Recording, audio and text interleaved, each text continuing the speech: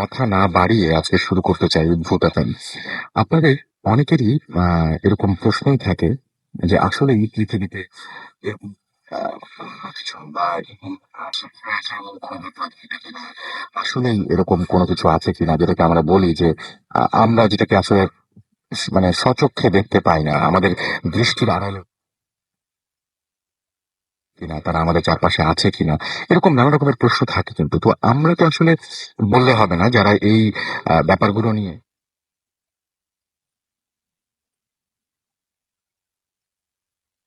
বলছিলাম এরকম একজন মানুষকে খুঁজে বের করতে এবং আমাদের সামনে আমাদের সাথে আজকে একজন উপস্থিত রয়েছেন যিনি একজন কোরআনের হাফেজ এবং আম, তিনি আমাদের মাঝে আজকে এসে উপস্থিত হচ্ছেন এবং তার কিছু স্পেশাল গুণ রয়েছে যে গুণগুলোর কারণে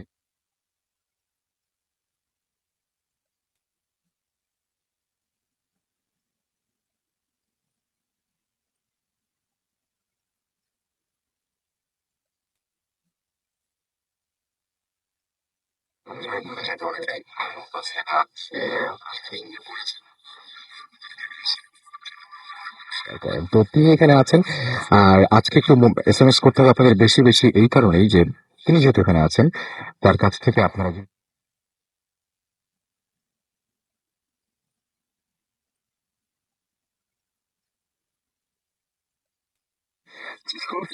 আমি একটা নাম একটু জানতে চাই, আপনার নাম? আমার নাম হাফেজ মোহাম্মদ এনামুল হক ইমাম। ওকে। সো আপনাকে আমি আপনার মানে ঘটনায় যাওয়ার আগে আপনি এইখানে এসে কিছুক্ষণ আগে একটা কাজ করে ফেলেছেন। সেটা কি? আপনি কয়েকজন মানুষের কিছু একটা জিনিস দেখিয়েছেন। জি, জি। হ্যাঁ, একটু বলবেন? যেটা হলো আপনাদের আমি সর্বপ্রথম আদুরি আপু এবং সোহাগ ভাইকে আমি ধন্যবাদ জানাচ্ছি যাদের কারণে এখানে আসুন। হ্যাঁ, তারপরে প্লাস জি। যাই হোক, তো আপনাদের এখানে টয়লেটে সমস্যা আছে এটা অনেকে আগে বলতো এবং ভূতা থেকেও আমি যেটা শুনেছি, তো আমার একটা টার্গেট ছিল আমি যেদিন ভূতা ফিল্মে যাবো সেদিন আমি জিনিসটা দেখবো। জি।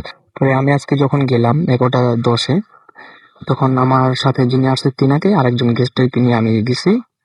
যাওয়ার পরেই আমি যেটা আরকি অনুভব করি যে ওখানে কিছু একটা আছে। আমাদের আরো একজন অতিথি এসেছেন এখানে, তিনিও বলেছেন যে ওখানে কিছু একটা আছে। জি। ওকে। তো আমি এটা যেটা করি এবং কি আমি আমার চোখের ভিতরে ওর ছায়াটা এনে আমার সাথে একজন আরেকজন যে গেস্ট যে দুজনকে আমি দেখাই যে দেখো তো আমার চোখের ভিতরে কিছু আছে কিনা। 2বার দেখাইছি, দুবার বলছে হ্যাঁ আমি দেখতেছি আপনার চোখের ভিতরে একটা ছায়া আছে। এই ওকে।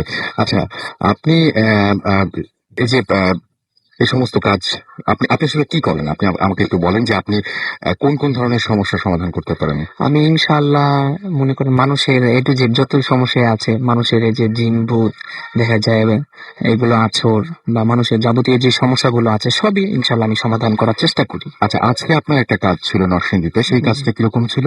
সেই কাজটা একটু অন্যরকম, যেরকম মনে করেন একটা কাজ তিনার বাসা থেকে যে ঘরে আর কি আমি গেছি ওনার ওই যে ঘর থেকে তাল গাছটা আর কি, ওনাদের একটা তাল গাছ আছে ওনাদের ঘরের পাশেই। তো তাল গাছ থেকে আবার দেখা যায় আপনার 5 হাত একটু সামনে একটা বট গাছ আছে, বট গাছের যে জিনিসটা আর কি করতে পারি যে তিনারা যদি রাত্রেবেলা ঘুমায় তাহলে তিনারা বট গাছের ওখানে কে জানি কুড়াল দিয়ে এই কাঠ কাটতেছে, কাঠুরি বলা হয় যাদেরকে আর কি, ওরকম আর কি কাটতেছে রাত্রেবেলা, এরকম আর কি তারা অনুভব করে দেখে আর কি, সাউন্ড শুনে যেরকম আর কি এর অন্য রুমে যদি কেউ আওয়াজ করে একটা অনুভব আসে যে না ওই রুম থেকে কেউ আওয়াজ করেছে, ঠিক ওই রকম। পরে তিনারা আওয়াজ যখন করে তারপরে দেখা যায় রাত্রিবেলা যদি কেউ উঠতো টয়লেট করতে বা স্ত্রীতে যাওয়ার জন্য, তাহলে তিনারা যেটা দেখতো বটগাছের উপরে বিরাট এক আকৃতিতে সাদা কাপড় পরা ভ্রাম্যমানের মতন আর কি কে জানি ওখানে ঠাকুরের মতন বসা। আর তিনাদের আত্মীয় স্বজনদের বিভিন্ন রূপ ধরে এরকম বসা থাকতো এই সমস্যাটা। তো আজকে আমি ইনশাল্লাহ এই সমস্যাটা সমাধান করতাম, কিন্তু ভাই জানেনই তো আমি অনেক আর কি আজকে ব্যস্ততার ভিতরে আপনি যেহেতু বলছেন রাসেল ভাই আপনাকে অনেক ধন্যবাদ জানাই। না, আমি আপনাকে ধন্যবাদ জানাচ্ছি কারণ আপনাকে আমি অনেক জোর করে নিয়ে আমি এসেছি। তার পাশাপাশি আদুরি আপু এবং আমার সোহাগ ভাইকে জানাই আপনাকে অনেক অনেক অনেক অনেক অনেক কষ্ট করে এখানে আসতে হয়েছে এবং আমরা অনেক জোর করে নিয়ে এসেছি। আচ্ছা, এরকম কখনো হয়েছে যে আপনি আচ্ছা আপনি আপনি কোনো জায়গায় গেলেন, আচ্ছা কোনো একটা জায়গায় গেলেন, জি যাওয়ার পরে আপনি এই সমস্ত ব্যাপারে কখনোই ভূত FM এর আগে আলোচনা করা হয়নি। আপনি যেহেতু এই সমস্ত কাজ করে থাকেন সেজন্য বলছি। জি আপনি একটা বাসায় গেলেন, হুম যাওয়ার পরে আপনি কিভাবে বুঝতে পারেন যে এই বাসায় কোনো সমস্যা আছে? যেটা হলো একমাত্র হলো আমার সাথে যে আর কি জিনটা করি, ওটার নাম তার হলো মানে এর জন্য আরেকজনের সাহায্য নিতে হয়। জি, জি। আচ্ছা, জি, অবশ্যই এটা একজনের হেল্প ছাড়া এটা কখনো এটা সম্ভব না আচ্ছা। আসলে, ঠিক না? তো আমি আমার সাথে যেটা আরকি এটার নাম হলো আব্দুর রহিম। ঠিক আছে? আমি জি। আব্দুর রহিমের সবসময় হেল্প নিই। ও আমার সবসময় সাথে থাকে। এমনকি আমি একটু আগে যেটা আপনাদের টয়লেটে আমার ২ জনকে আমি যে দেখাইলাম, হুম, আমি হুম। আব্দুর রহিমের হেল্প নিছি। আমি যতক্ষণে আব্দুর রহিমকে আমি অনেকক্ষণ ডেকেছি কিন্তু যতক্ষণে ও আসে নাই ততক্ষণ আমি দেখাইতে পারি নাই। ও আসার পরে ১ম এ আমি ওকে দেখাইছি আমার চোখের ভিতরে ছায়াটা। পরবর্তীতে ওকে ওকে দিয়ে পরে আবার ওই ছায়াটা ধরে আইনা পরে আমি আমার চোখের ভিতরে ওকে দেখাইছি। আচ্ছা, তাহলে আপনি যখন ঢোকেন তখন হ্যাঁ, আপনি এর সাহায্যে বুঝতে পারেন যে এখানে কোনো কিছু একটা আছে কোন কিনা। একটা কিছু আছে। আপনি জি। এরকম কোনো হয়েছে যে কোনো এক জায়গায় গিয়েছেন, হুম, যাওয়ার পরে আপনি বুঝতে পারছেন যে এই বাসায় আসার পরে হুম। যেই সমস্যাটা আছে সেই সমস্যাটা আপনার উপস্থিতি পছন্দ করছে না। আপনার প্রেজেন্সটা একেবারেই পছন্দ করছে না। এরকম কোনদিন ফিল করেছেন যে আপনি একদিন আরকি যেরকম আরকি সমস্যা হয়েছিল আমাদের ওখানে আরকি গুলবাগ জিরো পয়েন্টে। ঠিক আছে? বাসায় গিয়েছি এরকম সমস্যা ছিল খুবই। পরে আমি যাওয়ার পরে আমি আমার আরকি আমার সাথে যে জিনটা আব্দুর রহিম ও আরকি একটু দূরে ছিল। ঠিক আছে? ও আসতে পারে নাই। হুম, পরবর্তীতে কি হয়েছে আমি যখন ওই ঘরে ঢুকি ওই ঘরে তো অনেক সমস্যা ছিল। আমি যখনই ঘরে ঢুকলাম আমি সেন্স হারায় ফেলছি। খুব ইন্টারেস্টিং। আমি কিছু এসএমএস পাচ্ছি। অনেকেই বলছেন যে যেমন আকিব। হুম, আচ্ছা, আচ্ছা উনি অবশ্যই জানতে চান। আচ্ছা, আপনার অ্যাড্রেসটা আমি অ্যাড্রেস না, আপনি এসএমএস পাঠান সরাসরি। আমরা এসএমএস এ রিপ্লাই করব আমরা। মানে আমরা এখান থেকে আপনাদের সাহায্য করব সেই বিষয়ে। আচ্ছা, আরেকটা জিনিস যে আপনি কখনো হয়তো কোনো একটা জায়গায় গিয়েছেন কোনো একটা হ্যাঁ, সমস্যার সমাধান করতে। জি। যাওয়ার পরে আপনার মনে হয়েছে যে না এখানে না আসলে ভালো ছিল বা এটা আসলে আমার ক্ষমতার মানে বাইরে বলব না আরকি ঠিক মানে আমার অনেক পাওয়ারের কঠিন। এটা আপনার বাহিরে। হ্যাঁ, অনেক কঠিন, না, অনেক হ্যাঁ, কঠিন হ্যাঁ, সেটা। সেটা। হ্যাঁ, আমার এটা হলো সর্বপ্রথম যে কাহিনীটা, সেটা হলো আমার ওই সময় আমার মনে হয়েছিল। কিন্তু আমার একটা আল্লাহ তাআলার রহমত যে আমি তারপর ওইটার সাথে আমি যুদ্ধ করতে চাচ্ছিলাম না। কারণ অতটুকু পাওয়ার তখন আমার ভিতরে ছিল না। কিন্তু আল্লাহ তাআলার কাছে হাজারো শুকরিয়া যে তারপর ওইটার সাথে যুদ্ধ করে আমি ওইটাতে আমি জয়লাভ করি। আচ্ছা, কখন একজন মানুষ বুঝবে যে তার সাথে কোনো একটা ঝামেলা আছে? এটা মনে করেন একমাত্র হলো স্বপ্নে, সর্বপ্রথম হলো তিনি স্বপ্নে আরকি দেখবে যে কোন একটা জিনিস তাকে দেখা দিতেছে। হুম, হুম। তারপরে তার পাশের যে লোকগুলো নিজেরটা একটু নিজে খুব কম বোঝা যায়। তিনার পাশে যে লোকগুলো থাকে, বসবাস করে বা আত্মীয়স্বজন, ভাই ব্রাদার তারা হলো যদি দেখে ওর ভিতরে বর্তমান যেরকম চলতেছে এবং আগে যেরকম ছিল কিছুটা মিল নাই। দিনে, দিনে কিরকম যেন পরিবর্তন হইতেছে। হুম। তখনই আরকি বোঝা যাবে বেশিরভাগ যে না ও জানি কিরকম করতেছে, ওর সাথে হয়তোবা কিছুটা আছর আছে। আপনার এই যে মানে আপনি এই যে যেকোনো জায়গায় কেউ ডাকলে যে সাহায্য করে আসছেন, জি। আপনার এই যে আপনি নির্ভয়ে যাচ্ছেন, হুম। এই যে সাহস, এই সাহসটা আপনি কিভাবে পান? আসলে এটা হলো সম্পূর্ণ একটা সাহস আল্লাহ তাআলাই আমাকে দিছে। কারণ আমি কোরআনে হাফেজ। আল্লাহর রহমতে আমার সিনার ভিতরে ৩০ পারা ফিটিং আছে। এই যে এইটাই হলো আমি সবথেকে এটাই সাহস করি। এটা আপনার যে সবচেয়ে মহাগ্রন্থ আল কোরআন এটা আমার ভিতরে আছে। আমার আল্লাহ তাআলার নির্দেশ যতক্ষণে না আসে ততক্ষণ পর্যন্ত দুনিয়ার কোন শত্রুই, কোন মাখলুক আমার কোন ক্ষতি করতে পারবে না। আমি এই সাহসটা দিয়ে সবসময় আগায়ে যাই। দেখেন আমি আজকে কোরআনে হাফেজ কিন্তু আমি একটা জিন ওকে কিন্তু দেখা যায় না। কিন্তু ও অদৃশ্য। আমি অদৃশ্য একটা জিনের সাথে কিভাবে যুদ্ধ ঘোষণা করি যাকে আমি দেখতে পারি না। আজকে দেখেন আমি একটা জিনের সাথে কথা আমি তর্কাতর্কি করতেছি। ও তো অদৃশ্য হয়ে আমার পিছন থেকে আমাকে ঘুষিও দিতে পারে, একটা থাপ্পড় দিতে পারে। আমি আবার যখন পিছনে তাকাবো ও আবার সামনে দিয়ে আরেকটা ঘুষি দিতে পারে। আমি ওকে দেখতেছি না।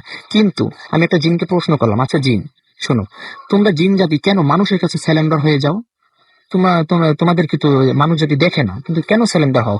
পরে বলল যে শুনেন ২ টা জিনিসের কারণে। একটা হলো ইসমে আজম আর একটা হলো আয়াতুল কুরসি। এই ২ টা জিনিসের কারণে আপনাদের কাছে ২ টা ক্ষমতা আছে যে এজন্য আমরা মানুষদেরকে স্যালেন্ডার করি। মানুষ জাতিকে আচ্ছা, স্যালেন্ডার নচেৎ আমরা কি করতাম? আঁচড়ায়, আঁচড়ায় মেরে ফেলতাম। আচ্ছা। আপনার এমনিতে কখনো এরকম মানে হয়েছে যে আ মানে আপনি নিজে মানে আচ্ছা। এখন মানে এই যে যখন আপনার কাছে মোটামুটি আপনি বুঝতে পেরেছেন যে আপনার পাওয়ারটা আছে বা এরকম হুম, কিছু। হুম। এখন আপনি কোনো কিছুতে ভয় পান নিজে? না, না। আল্লাহর রহমতে এখন ভয় পাই না। একসময় পেয়েছিলাম যখন আরকি ১ম ছিলাম। এখন আল্লাহর রহমতে যত বড়ই হোক না কেন ভয় পাই না। ভয় একেবারেই আপনার না, নাই। না আল্লাহর রহমতে আপনার এরকমও হয় যে মাঝে, মাঝে হয়তো আরো যারা বোঝেন তাদেরও সাহায্য নিতে হয়। এরকম কোনো সময় কি হয়েছে? হ্যাঁ, তা তো অবশ্যই। আসলে কি জানার কোনো শেষ নাই। ঠিক না? মহানবী সাল্লাল্লাহু আলাইহি সাল্লাম ইরশাদ করছে যে মায়ের কোলে যে একটা শিশু বাচ্চা থাকে দুধ খায়, ওর কাছ থেকে তোমার অবশ্যই কিছু না কিছু শিখার আছে। আমি ওই হাদিসটার দিকে তাকায়া আমি তারপরও আমি চিন্তা করি আমি কিছুই জানি না। তারপরও দেখা যায় আমি কারো কাছ থেকে আরো জানার ইচ্ছা থাকে আমার। কিছু শেখার জন্য অনেক সময় নষ্ট করি ওনার পিছনে। দেখি কিছু না কিছু শিখতে পারি কিনা। আপনার কাছে আমরা আবারও ফিরে আসবো কারণ আমাদের বেশ কিছু এসএমএস আসছে অলরেডি এবং আপনার কাছে অনেক প্রশ্ন আসবে। আমরা আরেকজনের সাথে আপনাদের পরিচয় করিয়ে দেই। ইন দ্য মিন টাইম আমি কিছু এসএমএস পড়ে ফেলি আপনাদের, এবং আমি দেখতে পাচ্ছি যে আমাদেরকে সাদিয়া ইসলাম চৈতি এসএমএস করেছেন। আমাদেরকে এসএমএস করেছেন, দেখতে পাচ্ছি সাইফ চিটাগাং নাসিরাবাদ থেকে, এবং তিনি বলেন তার এসএমএস খুব কম পড়া হয়। আমাদেরকে এসএমএস করেছেন বিপ্লব ময়মনসিং থেকে, এছাড়াও হারুন ঢাকা থেকে আমাদের এসএমএস করেছেন, এবং আমাদের গোল্ডেন মেহেদি এসএমএস করেছেন আমাদেরকে। এছাড়াও দেখতে পাচ্ছি নুরুল আমিন আমাদেরকে, সেইন হুসাইন সেগুনবাগিচা থেকে এসএমএস করেছেন, আমাদেরকে এসএমএস করেছেন বর্ষা। এছাড়াও আমাদেরকে সঙ্গীতা এসএমএস করেছেন মিরপুর থেকে, এবং আচ্ছা, তিনি হচ্ছে যে বানমারা সম্পর্কে জানতে চেয়েছেন। সে বিষয়ে আমরা আসবো, যে বানমারা বা ব্ল্যাক ম্যাজিক এই সমস্ত ব্যাপারে আসলে যদি কোনো সমস্যা আপনাদেরকে পড়তে হয় তাহলে সেগুলো কিভাবে দূর করা যায়। এছাড়া আমাদেরকে দেখতে পাচ্ছি যে এসএমএস করেছেন আরো অনেকেই। আমাদেরকে এসএমএস করেছেন, দেখতে পাচ্ছি মেহজাবিন, এবং তিনি বলছেন যে অনেক ভালো লাগছে। হিয়া অনা সুইটি অধরা ময়মনসিং থেকে আমাদের এসএমএস করেছেন, এবং আমাদের তিনি অনেক, মানে কি বলবো, যে আমাদেরকে অনেক শুভকামনা আমাদের জানিয়েছেন। আমাদেরকে এসএমএস করেছেন মুনান, এবং এটা তার প্রথম মেসেজ, এবং প্রথম এসএমএস আমি পড়ে ফেলেছি। আমাদেরকে মিল্টন নরসিংদী দাসপাড়া থেকে এসএমএস করেছেন, এবং তিনি বলেছেন যে বছরের সেরা ভূত এফএম হয়েছে ভয়ের কবচ সিডিটার মাঝে। আচ্ছা, তার মানে ভয়ের কবচ যারা কিনবেন তারা সেই সিডিটা শুনে ফেলতে পারেন। আমাদেরকে সাথী এসএমএস করেছেন সাথী খান মিরপুর 12 থেকে। এছাড়া আমাদেরকে জিসান অশ্রু সাইদুল রিয়াজ এসএমএস করেছেন, এবং তারা বরগুনায় যাচ্ছেন, এবং তারা এখন লঞ্চে রয়েছেন। লঞ্চে 4 জন মিলে তারা ছাদে বসে ভূত এফএম শুনছেন। বাহ, চমৎকার। আমাদেরকে জ্যোতি এসএমএস করেছেন খালিদ এসএমএস করেছেন আমাদেরকে। এছাড়াও দেখতে পাচ্ছি রতন ঢাকা ওয়ারি থেকে, মারুফ আমাদের এসএমএস করেছেন, এবং অ্যাড্রেস চাচ্ছেন আমাদের হাফিজ সাহেবের। না, আমরা অ্যাড্রেসটা দিব না, আপনারা এখান থেকে আপনাদের কোয়েশ্চেন করতে হবে, এবং এর পরেও যদি কোনো সমস্যা থাকে, আপনাদের কিছু জানতে চান, আমরা ওনাকে আবার নিয়ে আসবো, কোনো সমস্যা নেই, বাট এইখান থেকে জানতে হবে। ওকে। আমাদেরকে এসএমএস করেছেন মেঘলা রায়ের বাজার থেকে। এছাড়া আমাদেরকে ওয়াহিদ এসএমএস করেছেন আমাদেরকে সঞ্জিত সঞ্জি এসএমএস করেছেন আমাদেরকে স্পন্দন। এছাড়া আমাদের এসএমএস করেছেন আরো অনেকেই। আপনি যদি এসএমএস করতে চান তাহলে এসএমএস করুন, মোবাইলের মেসেজ অপশনে গিয়ে টাইপ করুন ফুর্তি FORTI ফুর্তি, স্পেস দিয়ে লিখুন আপনার নাম, স্পেস দিয়ে আপনার মেসেজ পাঠিয়ে দিন 9840 নাম্বারে। আমাদের যদি ইমেল করে আপনার ঘটনা পাঠাতে চান তাহলে আমাদের ইমেল অ্যাড্রেস হচ্ছে bhutfm@radiofurti.fm, which is BHWTFM@radioFOORTI.FM। আপনার নাম, ঠিকানা এবং ফোন নাম্বার সহ আপনার জীবনের সেরা ঘটনা লিখে পাঠিয়ে দিন আমাদের কাছে। অবশ্যই শুরুতে উল্লেখ করবেন যে আপনি ঘটনাটি এখানে এসে উপস্থিত হয়ে শেয়ার করতে চান, নাকি আপনি চান যে আপনার ঘটনাটা আমরা পড়ে শোনাই। আর আপনি যদি চান যে আপনার মানে দেশের বাইরে আছেন আপনি, এবং আপনার ঘটনাটা এখানে প্লে করা হোক, তাহলে অবশ্যই আপনার ঘটনাটি রেকর্ড করে পাঠিয়ে দিন আমাদের কাছে। আমরা অডিও ক্লিপ যদি সিলেক্ট হয় তাহলে অবশ্যই।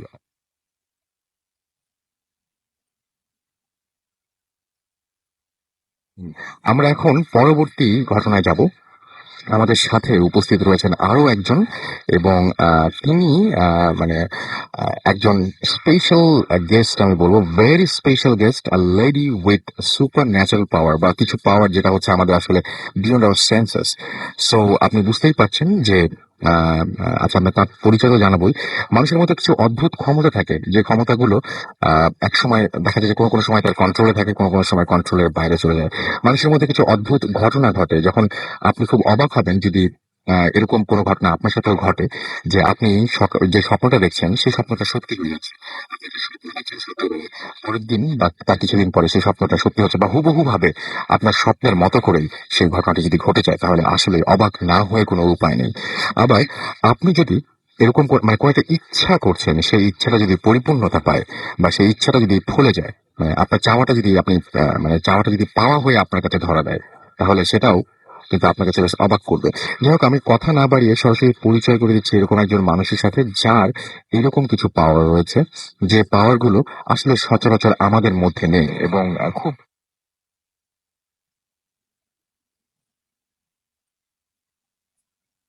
থ্যাংক ইউ রাফা ভাই। আমার নাম মাহমুদ। আমি কলকাতা থেকে এসেছি। আহ, আপনি যেটা জানতে চাচ্ছেন ব্যাপার, আহ, আমি আমার লাইফের এগুলো জিনিস কখনো কারোর সাথে শেয়ার করিনি। আমার বেসিকলি আমার ফ্যামিলি মেম্বার বা কেউই আসলে জানে না যেসব জিনিস আমার সাথে ঘটেছে, but this is completely true. আমি আমার লাইফে যে কটা স্বপ্ন দেখেছি, যেটা হতো আপনার ভোরবেলা, লাইক ভোর 4টা 5টার সময়। এবং আপনি বলছেন যে শুক্রবার আপনার লাইফের খুব রাইট। আমার লাইফে যতটা ঘটনা ঘটেছে, আহ, সবগুলো শুক্রবার রাত। ঘটেছে। তো সেই স্বপ্নগুলো আমার আপনার বাস্তব হয়ে গেছে। বাস্তব হয়ে গেছে। আচ্ছা, জি। এগুলো কি ম্যাক্সিমামই ছিল আসলে নেগেটিভ নাকি? হ্যাঁ, নেগেটিভ যেটা আপনাকে বলা যায় যে বিপদ সংকেত, যে এটা ঘটতে যাচ্ছে, বি কেয়ারফুল, সতর্ক হও, এটা হতেই পারে এবং এটার জন্য তুমি প্রিপেয়ার্ড হও, এরকম কিছু। আচ্ছা, এরকম কিছু আপনি আপনার দু একটা এরকম ঘটনা মনে আছে যে ঘটনাগুলো স্বপ্নের মাধ্যমে আপনি প্রথমে দেখতে পেয়েছেন এবং পরে সত্যি হয়ে গেছে? জি, আমি যেটা দেখেছি লাইফে আমার বাবার মৃত্যু। আমার বাবা খুব অসুস্থ ছিলেন। উনার ক্যান্সার ছিল। উনি হসপিটালাইজড ছিলেন। তো আমি যখন ঘুমিয়ে আছি, তা আমার ঘুমটা ঠিক ভোর ৪টায় ভাঙে। আমার ঘড়িটা তার পাশেই ছিল। তো আমার যখন ঘুমটা ভাঙে তখন আমি পাশে ঘড়িটা দেখি আর স্বপ্নের থিমটা ছিল যে আমার বাবা আর বাঁচবেন না। কোনোভাবেই তার চান্স নেই বাঁচার। এবং ঘড়িটার সাথে সাথে যখন আমি লক্ষ্য করি দেখি যে ভোর ৪টা বাজতেছে এবং তখন একটা ফিলিংস হয়, সেটা মানে রাসেল ভাই আমি আপনাকে কিভাবে প্রকাশ করব, যে চোখ পড়েছে ঘড়িতে আর ভিতরে হার্টবিটটা বেড়ে যায় এবং তখন ঘামতে শুরু করি যে এটা তো হবেই। তখন ভিতর থেকেই চলে আসে যে এই ড্রিমটার জন্য আমি প্রস্তুত হচ্ছি এবং এটা ঘটবেই, আজ হোক কাল হোক। এবং 6 মাসের মাথায় আমি আমার বাবাকে হারাই।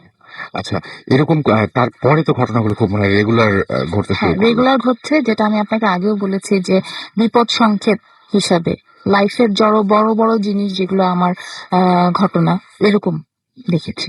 আচ্ছা, আপনি আরেকটা কথা বলছিলেন যে আপনার যে ক্ষমতাটা রয়েছে, কিছু কিছু ক্ষমতা রয়েছে আপনার। হ্যাঁ, ক্ষমতা যেটার স্টার্টিং এ আমি বলবো যেটা হলো আপনার পারিবারিক সূত্রে। আমার দাদা ছিলেন কোরআনে হাফেজ এবং উনি ভোরে কোরআন তেলাওয়াত করতেন এবং খুব অনেস্ট লোক ছিলেন। তো উনি, আমরা তাহলে ওনার ঘটনা থেকে শুরু হ্যাঁ করি। হ্যাঁ, শিওর। ফাইন, ঠিক তো আছে। আমি যতটুকু শুনেছি উনি এরকম ছিলেন, নামাজি ছিলেন, কোনো মানুষের কখনো ক্ষতি করেননি। উনি স্বপ্নে বেসিক্যালি আমাদের দেশ সিলেটের বিয়ানীবাজার থেকে উনি স্বপ্নে দেখলেন যে শমশেরনগরের ৩ রাস্তার মোড়ে একটা জায়গা আছে, ওখানে ওনার বাড়ি করতে হবে। উনি সেখানে স্টেশনে নেমে ওখানে ওনার বাড়িটা করেন এবং ওখানে মুসলমান বলতে উনি একজনই ছিলেন। উনি আসার পর উনি আজান দিতেন, করতেন। তো এভাবে সূত্রপাত শুরু। এখন একটা ঘটনা যেটা আমি আপনাকে বলবো, ওনাকে এক হিন্দু ব্যক্তি যার নাম ছিল গঙ্গা প্রসাদ তালি, সে তার সাথে বিভ্রান্ত করতো, তার কম্পিটিশন করতো। আমার দাদার দোতলা বাড়ি ছিল, সে বলতো যে আমি 3 তলা করবো, অনেক বিরক্ত করতো। দাদা কাউকে কিছু বলতেন না, আল্লাহর কাছে নামাজ পড়তেন না এবং ওনার একটা আধ্যাত্মিক ক্ষমতা ছিল, এটা কখনো কাউকে মানে বিশ্লেষণ করেনি। ওনাকে কম্পিটিশন করে যখন সেই ভদ্রলোক বাড়িটা করে, পরের দিন যে উঠবে উনি রাতে স্বপ্নে দেখেন, এই স্বপ্নের জিনিসটাই আসলো। স্বপ্নে দেখেন যে ওই বাড়িটা বেয়ে বেয়ে কতগুলো 6 মাসের ছোট ছোট বাচ্চা যারা হামাগুড়ি দেয়, ওরা বেয়ে বেয়ে উঠছে। হ্যাঁ, ভোরবেলা কিন্তু একদম সেম কেস। ভোরবেলায়। আচ্ছা, হ্যাঁ, ওকে। এবং পরের দিন সকালে দেখেন যে পুরো বাড়িটা, সেই দিন ওই লোকটা উঠবে, বাড়িটা ভেঙে পড়ে গেছে। ও মাই গড, এ তো ভাবাই যায় না। মানে হ্যাঁ, যেদিন উঠবেন সেদিন। হ্যাঁ, এবং সেই লোক যে ভয়টা পেয়েছে, ভয় পাওয়ার পর উনি ক্ষমা চেয়েছেন আমার দাদার কাছে এবং ক্ষমা চেয়ে উনি ওই সেই কালে 1 মণ চাল, হাসি এভাবে দিয়ে ওনার কাছে ক্ষমতা চেয়েছেন। এবং আরেকটা জানি যে ওনার কাছে নাকি একটা জিন আসতো, যেহেতু উনি নামাজি ছিলেন। জিনটার নাম ছিল ব্রহ্মদত্ত, যেটা আমার বাবার কাছেও আমি শুনেছি।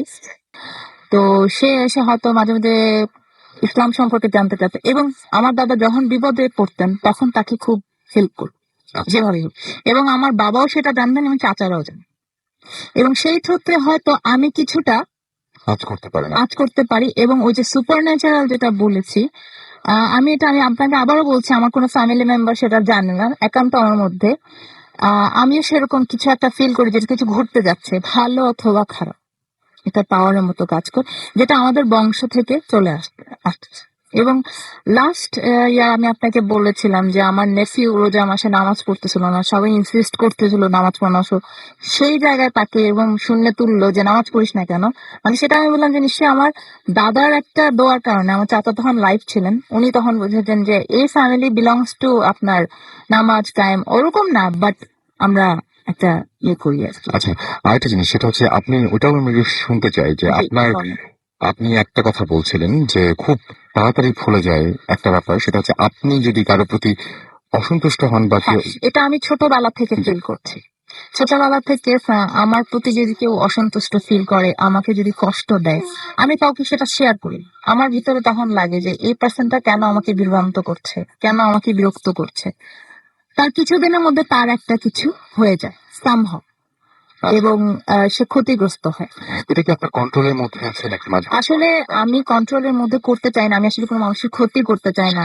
আমাকে যদি কেউ কষ্ট দিতে, হয়তো আল্লাহ তরফ থেকে হয়তো তাকে, এবং আমি তখন মনে মনে বলি যে সে কেন আমার সাথে এরকম করলো, কেন সে ক্ষতিগ্রস্ত হলো, এটা তো ঠিক ছিল না। তা আমি উইলিংলি চাই না যে তার কোনো ক্ষতি হোক। রিসেন্টলি আপনি জানতে পেরেছেন যে আপনি পজেসড, এটা হ্যাঁ, পজেসড আমি অনেকবার হয়েছি আচ্ছা, বিভিন্ন মানে ভাবে। আবারও ফিরে আসছে সেটা। আবারও ফিরে আসছে যে আমার ম্যারিড লাইফে যেটা পজেসটা আমি ধরে ফেলেছি, এবং আমি বিভিন্ন সময় ফিল করতাম যখন পজেসড হই, তখন আশেপাশে যে আমাকে যে করতে চায়, আপনার তো তখন আমি বুঝে ফেলি। এবং এটা আমি ফিল করছি আমার ছোটবেলা থেকে। আমি যখন 90 সালে, যখন আমি টিনেজ বলেন, আপনারা তো সবসময় বলেন যে ব্ল্যাক পড়া উচিত না, আমি তখন খুব ব্ল্যাক পড়তাম। তখন কিন্তু প্রোজেস্টার স্টার্টিং যেটাকে বলে, আমি খুব সাহসী ছিলাম। আমি মনে করেন ছাদে উঠে বসতাম আমি যেমন রাত্রে। তো তখন আমার আশেপাশে একটা গরম বাতাস বিকালের দিকে ঘোরাঘুরি করতো। হ্যাঁ, তো এরকম হতে হতে আমি একদিন রাতে ঘুমের মধ্যে টের পাই, বেশ কিছু রাত ঠিক 3টা-4টার সময় ঘুম ভেঙে যেত। আমি নাকি সুরে গান শুনতে পেতাম আমার রুমে, এবং তখন আমি ভয়ে আমি আমার মায়ের পাশে গিয়ে শুয়ে থাকতাম, এবং গানটা আসতো আমাদের বাড়ির একটা নারিকেল গাছ ছিল, ওটার কর্নার থেকে। কিন্তু গানের যে কোন সুর, কোন ভাষা, কিছু কিন্তু আমি বুঝতে পারতাম না, কিন্তু নাক দিয়ে যে আওয়াজ হচ্ছে এটা আমি শুনতে পেতাম। এবং এবং যখন মানে আজান পড়তো অটোমেটিকলি সেটা বন্ধ হয়ে যেত। এবং এটা এটা কোনো মানে ওই বাংলা, ইংরেজি, হিন্দি বা এরকম কোনো পরিচয় কিছুই না, কিছুই না। আর এরপর থেকে শুরু হলো আস্তে আস্তে। তারপরে আমার যখনই এরকমই হতো, ধর আমি দোয়া পড়া শুরু করতাম, অটোমেটিকলি মানে এটা স্টপ হয়ে যেত। আর পজিটিভ কথা যেটা বললাম, যখন পজিটিভ হয়েছি আমি ফাইন্ড আউট করেছি যে হ্যাঁ, আমি পজেসড। এবং পজেসড হওয়ার পর আশেপাশে যখন আমি পজেসডের যখন ট্রিটমেন্টটা যেটাকে বলেননি, তখন কিন্তু সেটা ভাঙার জন্য অনেক ট্রাই করে সামহাও। আমি হাত পুড়িয়ে ফেলি, আনকনসিয়াস হয়ে যাই। এখনো আপনি বলছিলেন যে আপনার এখন স্টিল আমি আপনাকে শো করেছি যে আমার হাত কিছুদিন আগে যেটা হয়েছে, হাত পড়েছে। এবং 2 উইকস আগে আমি ভূতের সং শুনছিলাম, আমি আপনার সাথে শেয়ার করেছি, শুনছিলাম। তখন হঠাৎ আমি রুম দেখেছি যে সেপটিক ট্যাঙ্ক বাস্ট করলে যেরকম গন্ধ আসে সেরকম। আমরা জানি যে যদি ঘরে কিছু খারাপ জিনিস প্রবেশ করে তখন বাজে গন্ধ আসে। এবং তখন আমি ওয়াশরুম সার্চ করলাম, দেখলাম যে না, তখন আমার একটা সাহস চলে আসে। আমি কিন্তু ভয় পাই না, আমি কিন্তু দেখি না, কিন্তু অনুভব করি। তখন দোয়া পড়ি, তো দেখি যে কিছুই নেই। তখন আমি বুঝতে পারলাম যে না, কিছু একটা ঢুকছে। দোয়া পড়তে পড়তে ভোরবেলা সেটা চলে গেল। হয়েছে, এবং ভালো জিনিসও আমি ফিল করেছি। লাইক মাঝে মাঝে আতরের গন্ধ, মাঝে মধ্যে আপনার পারফিউমের গন্ধ, এরকম। ওকে, আপনাকে অনেক ধন্যবাদ এবং আমরা চাইবো যে আপনি এর পরেও যখন সময় পাবেন তখন আমাদের সাথে এসে আপনার আরো কিছু অভিজ্ঞতার কথা, যেহেতু আপনার রেগুলারই ঘটে, জি, বা আরো অনেক কিছুই যেগুলো না বলা থাকলো, সেরকম ঘটনাগুলো আমাদের সাথে শেয়ার করবেন। কি আসবেন তো? অবশ্যই অবশ্যই anytime। আর এটা কিন্তু বেসিকলি আমার লাইফ টাইম চলছে প্রতিনিয়ত, সেজন্যই বলছি আপনার হয়তো, হচ্ছে। হ্যাঁ এবং আরেকটা জিনিস আমি বলতে চাই, আমার বাবা মা, আমি দুইজনকে হারিয়েছি, এবং দুইটাই কিন্তু আমি স্বপ্নের মাধ্যমে দেখেছি, দুইজনের। এবং আমার একটা রিলেশন যে ব্রেক হয় সেটাও আমি স্বপ্নে দেখেছি। এবং আরেকটা জিনিস আমি শেয়ার করতে চাই যে 2000 সাল আমার জন্য অনেক স্মরণীয় ছিল। আমি স্বপ্নে দেখেছিলাম যে আমাকে কে একজন অন্ধকার বলছে যে তোমার নাম আজকে থেকে মাহনাজ না।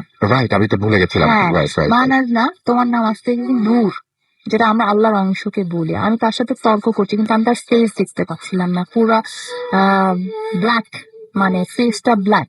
তো আমি তার সাথে তর্ক করতে করতে সেই স্বপ্নের মধ্যেই চিন্তা করছিলাম যে সে নূর বলছে, নূর তো আল্লাহর অংশ, খারাপ কি? হয়তো আমি ভালো কিছু করতে পারতাম যদি আমি সেটা কন্টিনিউ করতাম, হয়তো করলাম না। ইনশাল্লাহ আমি ট্রাই করছি সামহাও, যদি আমার দাদার অলৌকিক ভাবে কিছু যদি হয় আমি আরো ক্যাপচার করতে। এবং আমি আপনাকে আবারও বলছি যে প্রতিনিয়ত কিন্তু আমি ফেস করছি অনেক সিচুয়েশন, অনেক কিছু, অনেক টের পাচ্ছি। এবং যখন ঘটে যায় তখন কিন্তু আমি নিজেও থান্ডার্ড হয়ে যাই। এবং আমি বিশ্বাস করি যে মানুষের সিক্স সেন্স বলেন বা একটা সুপার ন্যাচারাল, এটা অবশ্যই আছে। এটা মানুষ হয়তো উড়িয়ে দেয়, আসলে কিন্তু ঠিক না, এটা হ্যাঁ, আছে। আপনি নিজে প্রমাণ আমি পাচ্ছেন নিজে সেটা। প্রমাণ পাচ্ছি, কিন্তু আমি শেয়ার করি আপনাদের এই শোটা হওয়াতে। আমি আসলে মানে ইয়ে ফিল করি। আরেকটা জিনিস রাসেল ভাই, আমি আবার আবার একটা লাস্ট টাইম বলতে চাই, যখন খুব স্ট্রেস থাকি, স্যাড থাকি, আপনাদের এই শোটা শুনলে আই রিয়েলি ফিল গুড। আমার চিয়ার আপ হয়ে যায়। মাঝে মধ্যে আপনাদের শো আমি ডাউনলোড করেও শুনি, যাতে I wow, feel thank good. You so much. Right. Thanks for being with us. And আমি চাইবো যে আপনার, হ্যাঁ, আমরা খুব দ্রুতই আবার আপনাকে নিয়ে আসতে চাই, এবং তখন আরো নতুন নতুন কিছু ঘটনা হয়তো আমরা জানতে পারবো। Definitely. Okay, so thank you so much. আপনারা যারা হচ্ছে এই সমস্ত বিষয়ে জানতে চান বা এরকম ধরনের ঘটনা আপনাদের যদি থেকে থাকে, আপনারা যদি শেয়ার করতে চান, তাহলে আমাদেরকে SMS করুন, আমাদেরকে ইমেল করুন। আমাদের SMS করে দিচ্ছে মোবাইলের মেসেজ, আপনি টাইপ করুন ফুর্তি FORTI ফুর্তি, স্পেস দিয়ে লিখুন আপনার নাম, স্পেস দিয়ে আপনার মেসেজ পাঠালে 984 নাম্বারে। আমাদের যদি ইমেল করতে চান, আমাদের ইমেল অ্যাড্রেস হচ্ছে bhutfm@radiofuki.fm, which is BHWTFM@radioFORTI.fm। এরপরে আরো কিছু দারুণ দারুণ ঘটনা আসছে আপনাদের জন্য, সো স্টে টিউন। একটা ছোট্ট বিরতিতে যাচ্ছি, কোথাও যাবেন না।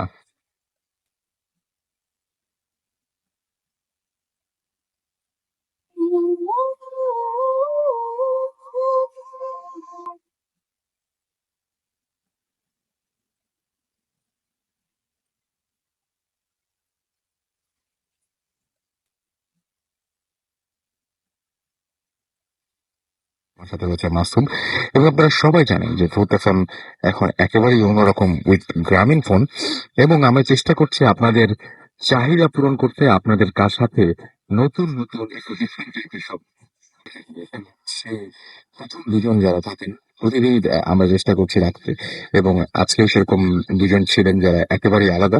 এখন আমাদের সাথে যারা আছেন, তারা আপনাদের বেশ কিছু ঘটনা শোনাবেন, যে সমস্ত ঘটনাগুলো তাদের লাইফে ঘটে গেছে।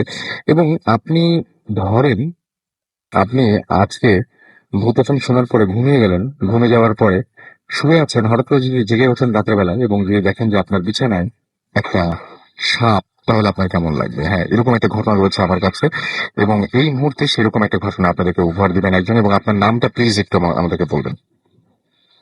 থ্যাংক ইউ রাসেল ভাই। আমি আব্দুল কাদের হেলাল, আমি এসেছি মিরপুর 13 নাম্বার থেকে। ওকে। অ্যাকচুয়ালি রাসেল ভাই, ঘটনাটা ঘটেছে হচ্ছে আপনার বনশ্রীতে, ঢাকাতেই। ঘটনা হচ্ছে আমার ব্রাদার ইন ল পরশ ভাইয়া, সে অ্যাকচুয়ালি ভূত বিশ্বাস একদমই করে না। তো ভাইয়া বাসার ঠিক পাশের বাসে ঘটনা ঘটেছে। ঘটনাটা ঠিক মাসখানেক আগে আগে হবে। ঘটনাতে ব্যক্তি, সেই ভদ্রলোক হচ্ছে ইতালি প্রবাসী একজন ভদ্রলোক। তার ওখানে তার বাড়ি। সে ভদ্রলোক থাকেন হচ্ছে 3 তলায়। তো ঘটনাটা দিন হচ্ছে ভদ্রলোক দুপুরবেলা হঠাৎ লক্ষ্য করলেন যে তার বিছানায় একটা সাপ। তো 3 তলায় সাপ কি করে উঠলো, এটা খুবই একটা মানে অবাক ঘটনা। তো যাই হোক, উনি লোকজন নিয়ে হইচই করে সাপটাকে তিনি মারলেন। মেরে ফেলে তিনি সাপটাকে জানালা দিয়ে যখন বাইরে ফেললেন, সাপটা অ্যাকচুয়ালি নিচে পড়ে নাই, গাছের মধ্যে ঝুলে ছিল। তো যে কারণে বাইরে থেকে লোকজন সেটা দেখেছে। তো ফাইনালি কৌতূহলী লোকজন সেটাকে একসঙ্গে নিচে ফেলেছে। সাপটা মোটামুটি 2-2.5 ফিটের মতো ছিল। তো ফাইনালি সাপটা সবাই দেখেছে যে সাপটা মৃত। তো সেদিন রাত্রেই ওই ভদ্রলোকের হঠাৎ করে মানে পেইন উঠলো। সে খুব সুস্থ একজন ব্যক্তি ছিল। তো তারপরে তাকে হসপিটালে নেওয়া হলো। নেওয়ার পরে ওই দিন ভোরে সে ব্যক্তি মারা যায়।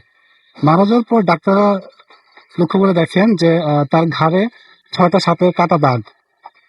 তো এটা অ্যাকচুয়ালি মানে বেশ একটু ভয়েরই এবং আতঙ্ক ছড়িয়েছিল। এটা হচ্ছে রাসেল ভাই অ্যাকচুয়ালি বনশ্রীতে এল ব্লকে। হ্যাঁ, আমি আপনাকে অ্যাড্রেসটা বলছি না, কিন্তু ওই এলাকার যারা আছে তারা সবাই মোটামুটি বিষয়টা জানে, এবং বেশ আতঙ্ক ছড়িয়েছিল বিষয়টা। Thank you. ওকে, আমরা আরেকজন অতিথি আছেন আমাদের সাথে, আমাদের বাবু ভাই। আমরা তার কাছে একটা ঘটনা শুনে আসি, তারপরে আমরা আবারও ওনার কাছে ফিরে যাব। আর আপনারা অনেকেই SMS করে জানতে যাচ্ছেন বিভিন্ন সমস্যার কথা, এবং সেই সমস্যার সমাধান দেওয়ার জন্য আমরা হাফিজ ইনামকে একটু পরে আবার কিন্তু নিয়ে আসবো। সুতরাং সেই জন্য আপনাদের কাছে আপনাদের আমাদের সাথে থাকতে হবে, এবং বেশ কিছু প্রশ্ন জমুক, এবং সেই প্রশ্ন জমার পরেই আপনাদেরকে আমরা সেই প্রশ্নগুলোর উত্তর দেওয়ার চেষ্টা করব। এবং সেই জন্য আমাদের যেটা করতে হবে, আমাদেরকে প্রচুর এসএমএস করতে হবে। এবং এসএমএস করার নিয়মটি হচ্ছে মোবাইলের মেসেজ অপশনে টাইপ করতে হবে ফুর্তি, FORTI, ফুর্তি স্পেস দিয়ে লিখতে হবে আপনার নাম, স্পেস দিয়ে আপনার মেসেজ পাঠিয়ে দিতে হবে 940 নাম্বারে। আমাদের যদি ইমেল করতে চান আপনারা, তাহলে আমাদের ইমেল অ্যাড্রেসটা হচ্ছে bhutfm@radiofurti.fm, which is BHWTFM@radioForti.fm। আমার কাছে বেশ কিছু এসএমএস অলরেডি আছে। শিশির আমাকে এসএমএস করেছেন পান্থপথ থেকে।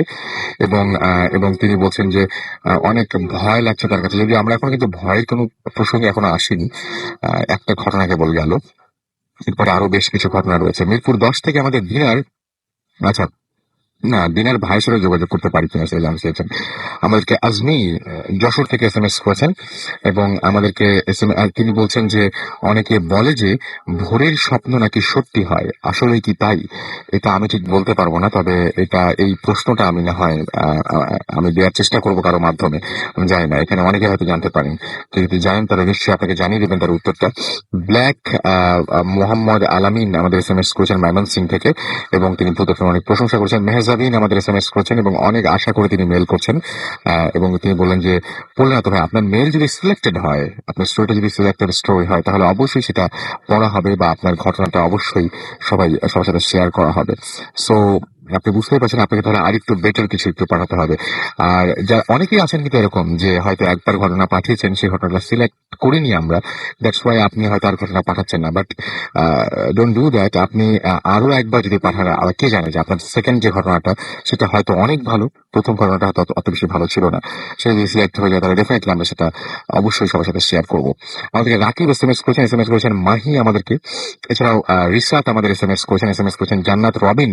এছাড়াও আমাদের এসএমএস করেছেন দেখতে পাচ্ছি সুমন টঙ্গী থেকে, শাকিল চট্টগ্রাম থেকে আমাদের এসএমএস করেছেন, অনামিকা আমাদের ময়মনসিং থেকে এসএমএস করেছেন এবং তিনি recorded file audio clip play করতে বলেছেন এবং আমাদেরকে এসএমএস তিনি এসএমএস করেছেন অনামিকা।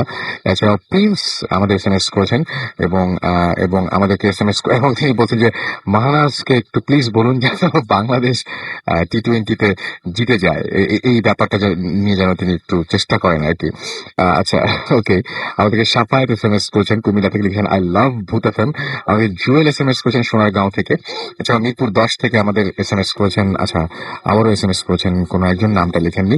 শাহিন মিরপুর থেকে আমাদের এসএমএস করেছেন এবং আমাদেরকে এবং তিনি বলছেন যে আচ্ছা কোনো একজনের বয়স 29 বছর, তাকে 3 বছর যাবত খুঁজে পাওয়া যাচ্ছে না, তার সাথে যোগাযোগ করতে চান হয়তো, এরকম একটা কিছু। আমাদেরকে জান্নাত রবিন এসএমএস করেছেন আমাদেরকে আরো অনেকেই। আপনি যদি এসএমএস করতে চান তাহলে তো নিয়মটা আমি জানি, যে আপনি জানিয়ে দিলাম এবং আমরা এখন সরাসরি চলে যাচ্ছি বাবু ভাইয়ের কাছে, তার কাছে একটা ঘটনা শোনার জন্য। বাবু ভাই আজকে যে ঘটনাটা বলবেন সেটা কোথাকার ঘটনা এবং থ্যাংক ইউ রাসেল ভাই। এই ঘটনাটা হচ্ছে সমীর সাহা নামে একজন আমাকে লিখে পাঠিয়েছেন পশ্চিমবঙ্গ থেকে।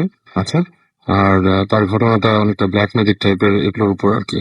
আচ্ছা, শুনি আমরা ঘটনাটা। ওকে, সমীর সাহা উনি লিখেছেন আমাকে আপনার পশ্চিমবঙ্গ থেকে।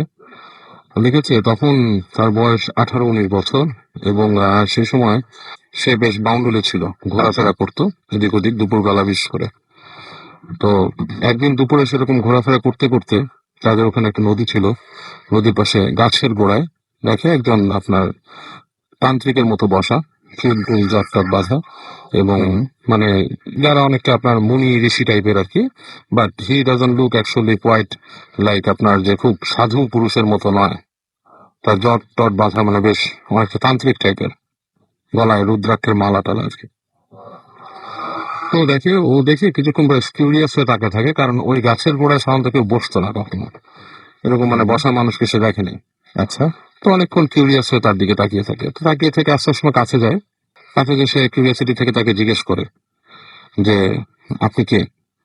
তো লোকটা তার দিকে তাকায়, তাকে হাতে ডাকে, কাছে ডেকে বসতে বলে। তো বসার পরে কিছুক্ষণ বসে থাকে, লোকটা আপনার তার কথার কোনো উত্তর দিচ্ছে না বা তার ধ্যান এসে আছে আর কি। সেরকম সময় সে আবার জিজ্ঞেস করে। তো লোকটা এক সময় চোখ খুলে বলে কি তুই আমার কাছে কি চাইবি? তোর যে কোনো একটা মানে আমি আশা পূরণ করে দিব আজকে। আচ্ছা, তোর কাছে তো বেশ হঠাৎ হচকচে যায়, কি ব্যাপার, হঠাৎ করে আমাকে বলতেছে যে একটা আশা পূরণ করে দিবে। তো এক সেকেন্ড অনেক কিছু চিন্তা করতে হয়, কি চাইবে সে। তো চাইতে সে বলে আমাকে অনেক ক্ষমতা দেন, আমি অনেক ক্ষমতা চাই আপনার কাছে। ওকে। তো এটা বলার পরে ওই ঋষি বলে যা ক্ষমতা পাবি, কিন্তু ক্ষমতা তো সোজা না, ক্ষমতা পাইতে গেলে তো কিছু কাজ করা লাগবে। তো কি কাজ করা লাগবে? বলে যে ওই যে সামনে দেখছিস শ্মশান, ওই শ্মশানের থেকে এতটুক দূরে একটা এরকম বাচ্চার পুঁতে রাখছে, ওইটা অনেকেই জানে না। ওটা এমন জায়গায় পোতা আছে কেউ জানে না, আমি তোকে বলে দিব। ওখানে যাবি, ওই বাচ্চার যে ওই মাথার খুলিটা ওটা নিয়ে আসবি, এরকম কিছু বলে। তো শোনার পর বলে কি এটা নিয়ে আসবো, এটা নিয়ে আসলে ক্ষমতা পাবো। বলে হ্যাঁ, তুই যা চাবি, তুই যা করতে চাবি তাই পাবি তুই। তো ওই সমীর সাহা কথাটা শোনার পরে সে খুব একটু মানে ইন্টারেস্টেড হয়, আবার ভয়ও পায়। তো শ্মশানের কাছে যেতে হবে রাত্রেবেলা, যে মরার খুলি নিয়ে আসতে হবে এসে বলে। তো তখন সে ওই ঋষিকে জিজ্ঞেস করে যে আমি এমনি চলে গেলেই হবে? তো সে এসব কাহিনী এর আগে অনেক শুনছে, যে অনেকে বলে যে অমাবস্যা পূর্ণিমা রাতে এরকম যেতে হয় এই সেই। তো বলে না, এরকম কোনো বাধ্যবাধকতা নাই, তুই রাতের বেলা যাবি, কিন্তু রাত মানে 12টার পরে আর কি, গভীর রাতে তোকে যেতে হবে, যে নিয়ে আসতে হবে। তো সমীর আপনার কথাটা শুনে চলে আসে ওখান থেকে, সে আর যায় না, জানে, এবং সে 2-4 দিন পর আবার ভুলেও যায়। এটা নিয়ে সে কোনো আগ্রহ প্রকাশ করে না। তো এরপরে সে তখন আপনার সেই মনে হয় ম্যাট্রিক পাস করছিল ওই সময়টা, তার মানে পড়াশোনা একটা গ্যাপ চলছিল সে সময়। তো এরকম একদিন সে আরেকদিন দুপুর দিয়ে আসছে, তো ওই দিন ঠিক তার রাস্তার মধ্যেই সেই ঋষিটার সাথে দেখা হয় তার। তো সে তাকে দেখে প্রথমেই খুব ধমক দেওয়ার, তোকে বলছিলাম ওটা নিয়ে আসতে, তুই আনবি না, তোর ক্ষতি হবে। তো এই কথা শুনে সে বলে কি ক্ষতি হবে, আপনি আমার এরকম ভয় দেখাইতেছেন, আমি আনবো না, আমার ইচ্ছা নেই, আমি আর করবো না এটা। কারণ তুই তো আমাকে কথা দিছিস তোর করতে হলে তোর ক্ষতি হবে। তো সে এটা শুনে খুব একটা কেয়ার করে না, সে জোর করে বাসায় চলে আসে। তো বাসায় চলে আসার পরে তার খুব অস্থির লাগতে থাকে, মনে হয় যে তার শ্বাসকষ্ট হচ্ছে, দম বন্ধ হয়ে আসতেছে, এসে বিভিন্ন রকমের তার প্রবলেম সে ফেস করার পরে সে ওই দিন রাতে যখন ঘুমায়, তখন সে রাত্রেবেলা শুনতে পায় যে তার জানলার পাশ থেকে ওই ঋষি সেই মানে গুরু গম্ভীর গলায় কথা বলতেছে যে তোর কিন্তু ক্ষতি হবে। এবং সে খুব ভয় পেয়ে যায়, যে আমি শুয়ে আছি ঘুমের মধ্যে, এরকম পাশ থেকে বলতেছে, জেগে জেগে উঠে ভয় পায়, এবং মনে হয় যে ওর দরজার আশেপাশে কেউ নিঃশ্বাস ফেলতেছে জোরে জোরে। হ্যাঁ, এরকম কিছু জিনিসপত্র সে শোনার পরে সে খুব ভয় পেয়ে যায়। তো এক পর্যায়ে সে চিন্তা করে যে না, মানে ও যেহেতু কাজটা বলছে, এবং মানে তার জিনিসটা এমন একটা সিচুয়েশন তার দাঁড়াইছিল, শুনে কি অকারণেই ভয় পেত। বসে থাকলেও মনে হচ্ছে কি কি যেন হচ্ছে, কেউ আসছে আশপাশ থেকে, এরকম একটা মানে সেন্স সে ফিল করতো। তো সে একদিন এরকম চিন্তা ভাবনা করে সে মানে মোটিভেটেড হয় যে আমি যাব, কাজটা করি, ক্ষমতাও তো পাবো, আর ভয়ও আপনার যে জিনিসটা আছে যে ভয়টা জয় হয়ে যাক, আর ক্ষমতাও পাবো। তো একদিন রাতে সে এরকম ডিসাইড করে যে ওখানে যাওয়ার, এবং সে তার এক বন্ধুকে জোগাড় করে তার সাথে যাওয়ার জন্য। একলা যেতে সাহস পায় না, এক বন্ধুকে বলে সে, এবং বন্ধুকে এটাও বলে যে সে ক্ষমতা ভাগাভাগি করবে তার বন্ধুর সাথে। তো এই ধরনের কোনো ডিল তার সাথে সে রিসিভ ছিল না। এনিওয়ে, সে রাতের বেলা তার বন্ধুকে নিয়েও রওনা দেয়, এবং সে ওই রাস্তা দিয়ে যখন যাচ্ছিল, সে নাকি মানে অনেক কিছু মানে উদ্ভট জিনিস দেখে, যেটা নাকি মানুষ মানে সে আনএক্সপ্লেনেবল থিংস। যেমন সে যখন যাচ্ছে, ওর মনে হচ্ছে যে গাছের যে পাতাগুলো পাশে, সেগুলো সরসর করে কেউ পার হয়ে যাচ্ছে আশপাশ থেকে, এরকম কিছু জিনিস তার ক্ষেত্রে ঘটে। তো সে এরকমও ভাবে যে এটা আমার মনের কল্পনা হতে পারে, বাট তারপরও সে এক সময় সে শ্মশান ঘাটের কাছে যায়। তো ওই কাছে যে সে ওই ঋষির যে মানে ডিরেকশন অনুযায়ী যেভাবে খুঁজতে হবে আর কি কবরটা, তো সে খুঁজে খুঁজে সেটাকে ডিটেক্ট করে জায়গাটা। তো জায়গাটা ডিটেক্ট করার পরে মাটি খোঁড়ার পালা। তো ওর সাথে একটা লাঠির মতো নিয়ে এসেছিল, শক্ত বাঁশের মতো, সেটা দিয়ে সে খোঁড়ার চেষ্টা করে, চেষ্টা সরায়। তো সরাতে সরাতে বেশ খানিকটা গর্ত নাকি করে ফেলে, যেখানে আপনার মনে করেন যে আহ, হাত ঢুকবে আর কিরকম। তো ওখানে হাত ঢুকায় সে আস্তে আস্তে সরাতে থাকে। তো যখন হাতটা ঢুকে সরাতে থাকে, এই সময় নাকি তার হাতটাকে চেপে ধরে, এবং হাতটা যে চেপে ধরছে, তো সে ফিল করে যে লাইক একটা কঙ্কালের হাত যদি কারো হাত চেপে ধরে শক্ত করে, সেরকম ভাবে তার হাতটা চেপে ধরে, এবং হাতটাকে সে ছাড়ানোর অনেক চেষ্টা করে, সে ছাড়াতে পারতে থাকে না।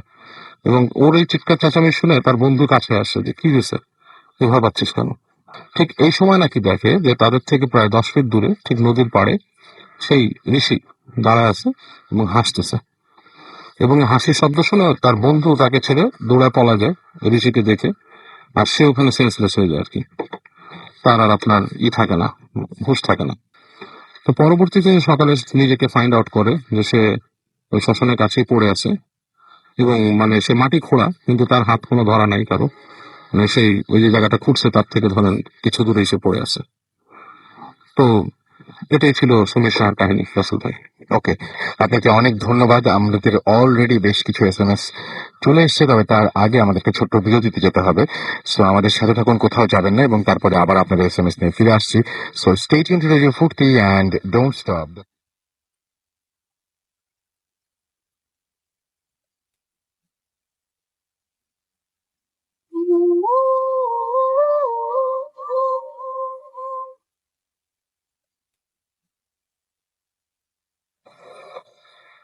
শুনছেন সবসময় রেডিও ফুর্তি, আমি রাসেল আছির সাথে, এবং আমার সাথে রয়েছে মাসুম, এবং আজকের অতিথিরা চলছে ভূত এফএম। আর ভূত এফএম একদম একবারই অন্যরকম উইথ গ্রামীণ ফোন। আপনারা এতদিন পর্যন্ত আমাদের সঙ্গে ছিলেন এবং ভবিষ্যতে থাকবেন আশা করি, এবং আপনাদের নিয়ে আমরা যেতে চাই বহুদূর। প্রীতম আমাদের এসএমএস করেছেন সিলেট থেকে, এবং তিনি বলেছেন যে আমার মনটা খুব খারাপ, খুব ভয় পেতে চাই ভূত এফএম শুনে। দেখা যাক কি হয়। পাপ্পু আমাদের এসএমএস করেছেন, এবং আমাদের এসএমএস করেছেন রাব্বানি জুরাইন পোস্তগোলা থেকে। আমাদের এসএমএস করেছেন, এটা হচ্ছে রতন ঢাকা ওয়ারি থেকে। আমরা একবার পেয়েছি আপনার এসএমএস না আমাদেরকে। এছাড়াও এসএমএস করেছেন দেখতে পাচ্ছি ডিজে আমির, তিনি এসএমএস করেছেন পুইজালা থেকে। সাব্বির আমাদের এসএমএস করে সোহেল তানভীর নেত্রকোনা থেকে, এবং তিনি বলছেন যে আমার কাছে মাঝে মাঝে ঘুমের সময় বোবা ধরে। আচ্ছা, বোবা ধরার ব্যাপারটা আমরা আলোচনা করবো ইনশাল্লাহ, আপনার এই ব্যাপারটাও। আকাশ আমাদের এসএমএস করছেন আমাদের সুমন নারায়ণগঞ্জ থেকে। আমাদেরকে এসএমএস করেছেন আরো অনেকেই, যেমন আমি দেখতে পাচ্ছি যে এই মুহূর্তে শাওন যাত্রাবাড়ি থেকে এসএমএস করেছেন, আমাদেরকে এসএমএস করেছেন। আচ্ছা, তিনি বলছেন যে আমার কাছে অনেক বিপজ্জনক গল্প আছে যা শুনলে সবাই মানে ভয় অজ্ঞান হয়ে যাবে। ওকে, আপনি আপনার ঘটনাগুলো পাঠিয়ে দিচ্ছেন না কেন তাহলে? তো সেই বিপজ্জনক ঘটনাগুলো, সেই মানে না পাঠানোর বিপদের কারণটা কি আর কি, সেটা আমাদের একটু জানালে ভালো হয়। আমাদের অ্যাড্রেসটা আমরা বলেই দিচ্ছি আপনাকে, সুতরাং আপনি দেরি না করে পাঠিয়ে দিতে পারেন আমাদেরকে। বিলাল হোসেন আমাদের এসএমএস করেছেন যশোর থেকে। কৌশিক আমাদের শ্রীপুর থেকে এসএমএস করেছেন। নাজমুল নাজমুল আমাদের এসএমএস করেছেন, এবং এবং তিনি বলছেন যে ফ্রাইডে আসলে আমি অপেক্ষায় থাকি কখন 12টা বাজবে। সুমন আমাদের এসএমএস করেছেন আমাদেরকে। নোমান আমাদেরকে। রাব্বি এসএমএস করেছেন তালতলা থেকে। আমাদেরকে শ্যামলী জাহান বিক্রমপুর থেকে এসএমএস করেছেন। শাহিন আলম আমাদের এসএমএস করেছেন আমাদেরকে প্রিন্স, এবং তিনি লিখেছেন অসম লাগছে। আমাদেরকে সাইদুল আজিজুল এসএমএস করেছেন, তারা দুই ভাই একসাথে ভূত এফএম শুনছেন। সিয়াম আমাদের এসএমএস করেছেন বরিশাল থেকে। এছাড়া আমাদের এসএমএস করেছেন দেখতে পাচ্ছি আচ্ছা, ফখরুল ইসলাম ফার্মগেট থেকে ফার্স্ট এসএমএস করলেন তিনি। মুন্নি আমাদের এসএমএস করছেন অর্ক ধানমন্ডি থেকে। এছাড়া আমাদের এসএমএস করেছেন রাজকুমারী। এছাড়াও আনিসুল জামান বাঁধন এসএমএস করেছেন আমাদেরকে। ফয়সাল আমাদের এসএমএস করেছেন রাফি, সহ আরো অনেকে। আপনি যদি এসএমএস করতে চান তাহলে মোবাইলের মেসেজ অপশনে গিয়ে টাইপ করুন ফুর্তি, FOORTI ফুর্তি, স্পেস দিয়ে লিখুন আপনার নাম, স্পেস দিয়ে আপনার মেসেজ পাঠিয়ে দিন 940 নাম্বারে। যারা যারা বিভিন্ন প্রশ্ন করছেন, এবং সেই প্রশ্নগুলো কিন্তু আমি জমিয়ে রাখছি, সেগুলো আমরা কিছুক্ষণ পরে আবারও সেই প্রশ্নের উত্তর দেব। আমাদের হাফিজ এনাম এখানে যেহেতু রয়েছেন, তিনি উত্তরগুলো দেওয়ার চেষ্টা করবেন আর কি। সো আমাদের সাথে থাকতে হবে আপনাদেরকে। আমরা চলে যাচ্ছি আরো একটি ঘটনায়। ভাই, আপনার নামটা প্লিজ একটু বলে আবার ঘটনা শুরু করবেন। থ্যাংক ইউ রাসেল ভাই। আমি আব্দুল কাদের হেলাল ফ্রম মিরপুর 13 এগেইন। এখন আমি এই ঘটনাটি বলবো রাসেল ভাই। এটা হচ্ছে অ্যাকচুয়ালি কুমিল্লাতে, আচ্ছা আমার দেশের বাড়ি কুমিল্লাতে, বছর খানেক আগে। আচ্ছা তো অ্যাকচুয়ালি রাসেল ভাই ঘটনাটা আমি প্রথমে পেয়েছি পেপারে দেখে। দেন যে গ্রামে ঘটনা ঘটেছে সেটা হচ্ছে আমার খালার বাড়ির পাশের গ্রামে আর কি। তো দেন হচ্ছে আমি আমার কাজিনকে বলেছিলাম সেখানে গিয়ে খোঁজ খবর নিতে, কথাবার্তা বলতে। তো ফাইনালি আমি ডিটেলস জেনে এসেছি আপনাকে কথা বলার জন্য। তো অ্যাকচুয়ালি হোসেন ভাই, সেই গ্রামটার নাম হচ্ছে পয়াত, কুমিল্লার বুড়িচং থানার আন্ডারে পড়েছে গ্রামটা। ওখানে যেটা হয়েছে, একদিন দুপুরবেলা স্বামী এবং স্ত্রী পুকুরে গিয়েছে গোসল করার জন্য। তো স্ত্রী হচ্ছে পুকুরে লক দিয়ে গোসল করছিল, আর স্বামী পুকুরে অলরেডি নেমে গোসল করছিল। তো সে হঠাৎ লক্ষ্য করে দেখলো যে তার স্বামী বেশ অনেকক্ষণ ধরে পুকুর ডুব দিয়ে উঠছে না। তো এটা লক্ষ্য করে তখন স্ত্রী বেশ চিল্লাফালা শুরু করে দিল আর কি। তখন প্রতিবেশী লোকজন এবং আশপাশে যারা ছিল তারা সবাই পুকুরে ঝাঁপিয়ে পড়ে লোকটাকে খুঁজতে লাগলো। তো তারা অনেক খোঁজাখুঁজি করে তাকে পায় নাই। তো এভাবে আস্তে আস্তে এই ঘটনাটা আশপাশে প্রায় মোটামুটি 10 গ্রামে ছড়াই গেল আর কি। এরপরে আপনার লোকজন ওদিন দুপুর থেকে সন্ধ্যা পর্যন্ত সবাই বেশ খোঁজাখুঁজি করলো তন্ন তন্ন করে, কিন্তু কোথাও কিছু পেলো না। ফাইনালি আপনার কুমিল্লা শহর থেকে ডুবুরির যারা দল আছে ওদেরকে ডাকা হলো। ডুবুরি দলরা ওই রাতে সারা রাত ওরা ওদের মতো করে খোঁজাখুঁজি করলো, তাতে কোনো কিছু পাওয়া গেল না, কোনো নিউজ পাওয়া গেল না। পরদিন সকালে মেশিন দিয়ে সেই পুকুরটা পুরোপুরি সেচে ফেলা হলো। সেচে ফেলো, দেখা গেলো যে পুরো কিছু নাই, কোনো মানে কোনো কিছু চিহ্ন পাওয়া গেল না। তারপরে আহ এটা নিয়ে তো মানে বেশ আতঙ্ক তৈরি হলো মানে পুরো এলাকাতেই। তার পাশের গ্রামে এক মানে বেশ খ্যাতনামা কবিরাজ ছিল আর কি, তাকে ডাকা হলো। তো সেই কবিরাজ তার মতো করে কাজ কাম করলো। এটা মোটামুটি সে নিখোঁজ হওয়ার 1 সপ্তাহ মতো অলরেডি আর কি চলে গেছে। তো সেই কবিরাজ তার মতো করে খোঁজাখুঁজি করে তো সে পরে জানালো যে তাকে পাওয়া যাবে বাট একটু সময় লাগবে। তো এখন সেই ফ্যামিলি থেকে বলা হলো যে ঠিক আছে, কিন্তু তাকে ফিরিয়ে আনতে হবে যে করে হোক। তো তারপরে সে কবিরাজ তার মতো করে তার যে পানি পড়া তেল পড়া বা ধ্যান এগুলো সে করলো। ফাইনালি 13 দিন পরে, মোটামুটি 13 দিন, লোকটা লাপাত্তা হওয়ার 13 দিন পরে একদিন রাতে সেই লোকটার বাড়ির ছাদের মানে আপনার টিনের ছাদ ছিল, সেখানে বিকট শব্দ। এখন শব্দ শুনে তার পরিবারের লোকজন দৌড়ে গিয়ে দেখে যে সেই ভদ্রলোক যে নিখোঁজ হয়েছিল সে বাড়ির সামনে বসে আছে, বেশ আহত অবস্থায়। তার শরীরে অনেক অত্যাচারের দাগ, মারের দাগ। তো তাকে আহ ঘরে নিয়ে আসা হলো। তারপর আপনার সে কবিরাজ এসে তার মতো করে পানি পড়া তাকে দিল। দেন লোকটা টুকটাক কথা বলা শুরু করলো আর কি। তো তাকে জিজ্ঞেস করা হলো যে সে এতদিন কোথায় ছিল। তো ওই লোকটা কিছুই বলতে পারলো না, কিন্তু সে ছিল খুব দুর্বল এবং আহত অবস্থায়। তো পরে সে কবিরাজ বললো যে খুব সম্ভবত তাকে পুকুর থেকে কোনো জিন তাকে নিয়ে গিয়েছিল, বিকজ সে তাকে যেদিন পুকুর থেকে নেওয়া হয় তার আগে সম্ভবত সে ওই জিনিসটা কোনো রকম বেয়াদবি করেছিল। তো আসলে এটা ছিল আমার ঘটনা। অনেক ধন্যবাদ আপনাকে। আমরা পরবর্তী ঘটনায় যাবো। বাবু ভাই আবার আসছেন এবং তারপরে আমরা আবারও ফিরে আসবো আপনাদের কাছে। আপনারা অনেকেই দেখতে পাচ্ছি যে অলরেডি SMS করে খোঁজ খবর নিতে বিভিন্ন প্রশ্ন করছেন এবং প্রশ্নগুলো অনেক ইন্টারেস্টিং। যে সমস্ত প্রশ্নগুলো আসলে আমাদের উত্তর দেবার কোনো মানে উপায় ছিল না। আজকে হয়তো অনেক প্রশ্নে আমরা উত্তর দিতে পারবো। সেটা আমাদের অবশ্যই মানে একটু পরে, অবশ্যই এই দুটো ঘটনার পরে আরো একটা ঘটনা রয়েছে, তারপরে আমরা সেই সমস্ত প্রসঙ্গে যাব। সেই পর্যন্ত একটু আপনাদের অপেক্ষা করে থাকতে হবে। সুতরাং অবশ্যই অবশ্যই অবশ্যই ঘুমিয়ে যাবেন না। যারা বিশেষ করে প্রশ্ন করেছেন তারা তো একেবারেই ঘুমানো যাবে না। এবং আমাদেরকে SMS করেছেন আরো অনেকেই। সেই SMS গুলো অবশ্য ওই রিলেটেড। সো আমরা সেই সমস্ত SMS গুলো জমিয়ে রাখছি আমাদের ঘটনাগুলো শুনতে শুনতেই। সেই ফাঁকে ফাঁকে আমরা আপনারা SMS করতে থাকুন এবং জানিয়ে দিন আপনাদের প্রশ্নগুলো। আমরা যাচ্ছি আবার বাবু ভাইয়ের কাছে 10 সেকেন্ড ঘটনার জন্য। থ্যাংক ইউ রাসেল ভাই। এই কাহিনীটার যিনি বলেছেন উনি তার নাম শেয়ার করবেন না, প্লাস ওনার লোকেশনও না, যেহেতু উনি ওনার পার্সোনাল লাইফের কাহিনী এবং ওনার পার্সোনাল লাইফ ইনভলভ। তবে ঢাকা শহরের কোন একটা জায়গায় এই কাহিনীটা। তো একটা বাড়িতে আর কি যিনি ছিলেন, ধরে নিলাম ওনার নাম বা এক্স, উনি একটা বাড়িতে উঠেছিলেন। উনি আর ওনার স্ত্রী, উনি ব্যবসায়ী মানুষ ছিলেন, বাসায় খুব একটা থাকতে পারতেন না। তো বিয়ের পর ওনারা বেশ বড় একটা বাড়ি নেন ঢাকা শহরে কোন একটা জায়গায়, এখন বেশ পরিচিত একটা জায়গায়। এবং বাসাটা বেশ বড় সাইজের, প্রায় 7.5 কাঠা মতো প্লট, বড় একটা জায়গা। পাশে বাগান বাড়ি, বাগান টাইপেরই, গাছগাছালি আছে। তো ওখানে উনি থাকতেন।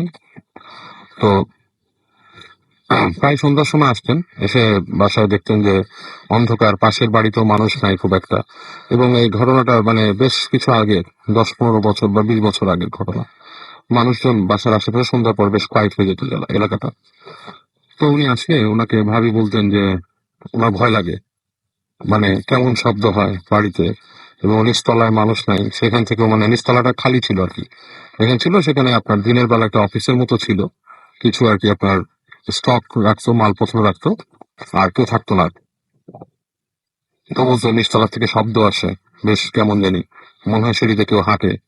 তো উনি এটাকে ভ্রুক্ষেপ করতেন না, যেহেতু তিনি ব্যবসায়ী মানুষ, সেটাকে উনি গায়ে মারতেন না। তো একদিন রাতের ঘটনা, একদিন উনি শুয়েছেন, যথারীতি ভাবিও শুয়েছেন, টেলিভিশন চলছিল।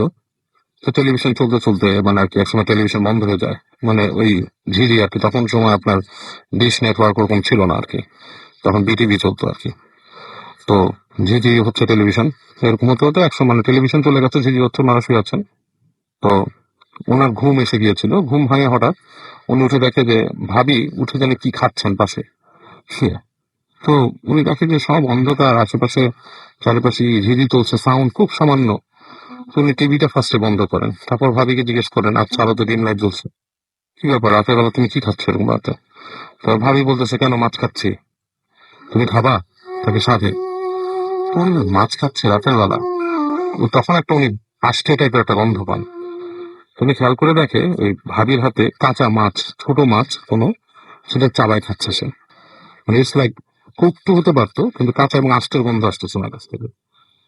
উনি প্রথম প্রচন্ড শক্ট হন, মানে সীমাহীন একটা শক্ট, যে হোয়াট ইজ দিস, এরকম একটা ঘটনা তো ঘটার কথা না, কাঁচা মাছ খাচ্ছে সুস্থ মানুষ। তো উনি মানে বলে, তোমার মাথা ঠিক আছে, তো কি করতেছো তুমি? তো ও পাশে বলতেছে যে আমি মাছ খাচ্ছি, তুমি খাবা তাকে সাথে? তো উনি মানে অবাক হয়ে যায় যে উনি কথা বলতেছে, কথাটা একটা হিস্ট্রি গ্রস্ত রোগীর মতো আর কি, মানে একই কথা দুইবার তিনবার বলতেছে। উনি লাফ দিয়ে উঠে বসে, উঠে লাইট জ্বালায়। তো উনি যখন লাইট জ্বালায় দেখে ভাবি শুয়ে পড়ে, মানে বিছানায় এলায় পড়ে যায় হয়তো ঘুমের মতো। ওনার হাতে দেখে যে ফ্রিজে মাছের প্যাকেট ছিল, সেই প্যাকেটটা তখন পড়ে আছে কয়েকটা মাছ। তো এই অবস্থা দেখে উনি মানে ভাবি শুয়ে আছে, মুখ দিয়ে মানে ফেনা ফেনা গড়াচ্ছে এসে। তো উনি ওনাকে ক্লিন আপ করে আবার ডাকে ঘুম থেকে উঠে। ভাবি উঠে এগুলো রিকল করতে পারে না কিছু, দুইলে কি করছে। তো উনি বলে যে এরকম এরকম করছো তুমি, এই ব্যাপার। তো সেটা মানে ভাবি রিকল করে না, সে বলে তার কিছু মনে নেই। উনি যথেষ্ট মানে এটা নিয়ে এবার চিন্তিত হয়ে যায় যে কি ব্যাপার এরকম, আহ, একটা ঘটনা ঘটলো এবং সে মনে করতে পারতেছে না। তো যেহেতু শিক্ষিত মানুষ, উনি ফার্স্টে চিন্তা করে কি এটা কি কোনো স্লিপ ওয়াক টাইপের ব্যাপার, যে মানুষ ঘুমের মধ্যে অনেক কিছু চিন্তা করে বা সামথিং লাইক দ্যাট। তো উনি চিন্তা করে উনি সিদ্ধান্ত নেয় যে আমি দেখি, জেগে থাকি। তো উনি জেগে যখন থাকে, ভাবি ঘুমায় যায়, পরে দেখে যে উনি ঘুমের মধ্যে ভাবি ফিস ফিস ফিস ফিস ফিস ফিস করে কথা বলে। তো এই পর্যায়ে উনি মানে খুব ভয় পায়। পরদিন উনি এই কথাটা ওনার ফ্যামিলির সাথে, ওনার বড় ভাই এবং ওনার মানে যারা খুব নিকট মানুষ তাদের সাথে আলাপ করে। তো তারা ওনাকে বলে যে তোমার বাসায় যারা মুরব্বী তারা বলে যে তুমি কি বাসাটাকে করছিলা, মেরাদ দিছিলা, বাসাটাকে বন্ধ করছিলা, সামথিং ক্যান বি রং। অনেক কিছু থাকে, উপরি জিনিস থাকে।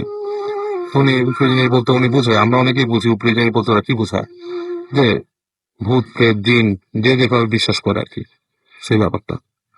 তো এটা শোনার পরে উনি বলে যে দেখো আমার তো এটার প্রতি খুব একটা ফেথ নাই, তোমরা যদি যা চাও তোমরা করতে পারো, তোমাদের মধ্যে কেউ যদি চাও বাসা মিলাদ দিতে। তো বাসা একদিন হুজুরকে নিয়ে আসে, এসে বাসাটাকে বন্ধ করতে যায়। তো বন্ধ করতে যায়, হুজুরের বাসায় ঢুকেই সে বলে যে বাসাটা খুব ভালো না, বাসাটার মধ্যে কোনো প্রবলেম আছে। প্রবলেম বলতে এখানে খারাপ জিনিস আছে। এবং ওনার ওয়াইফকে যতই চেষ্টা করে হুজুরের সামনে আনা, সে আসতে চান না, তিনি আসেন, মানে উনি হুজুরের সামনে ফেস করবে না, এরকম একটা ব্যাপার। এক পর্যায়ে উনি টানা হেঁচড়া করে আনতে পারে না।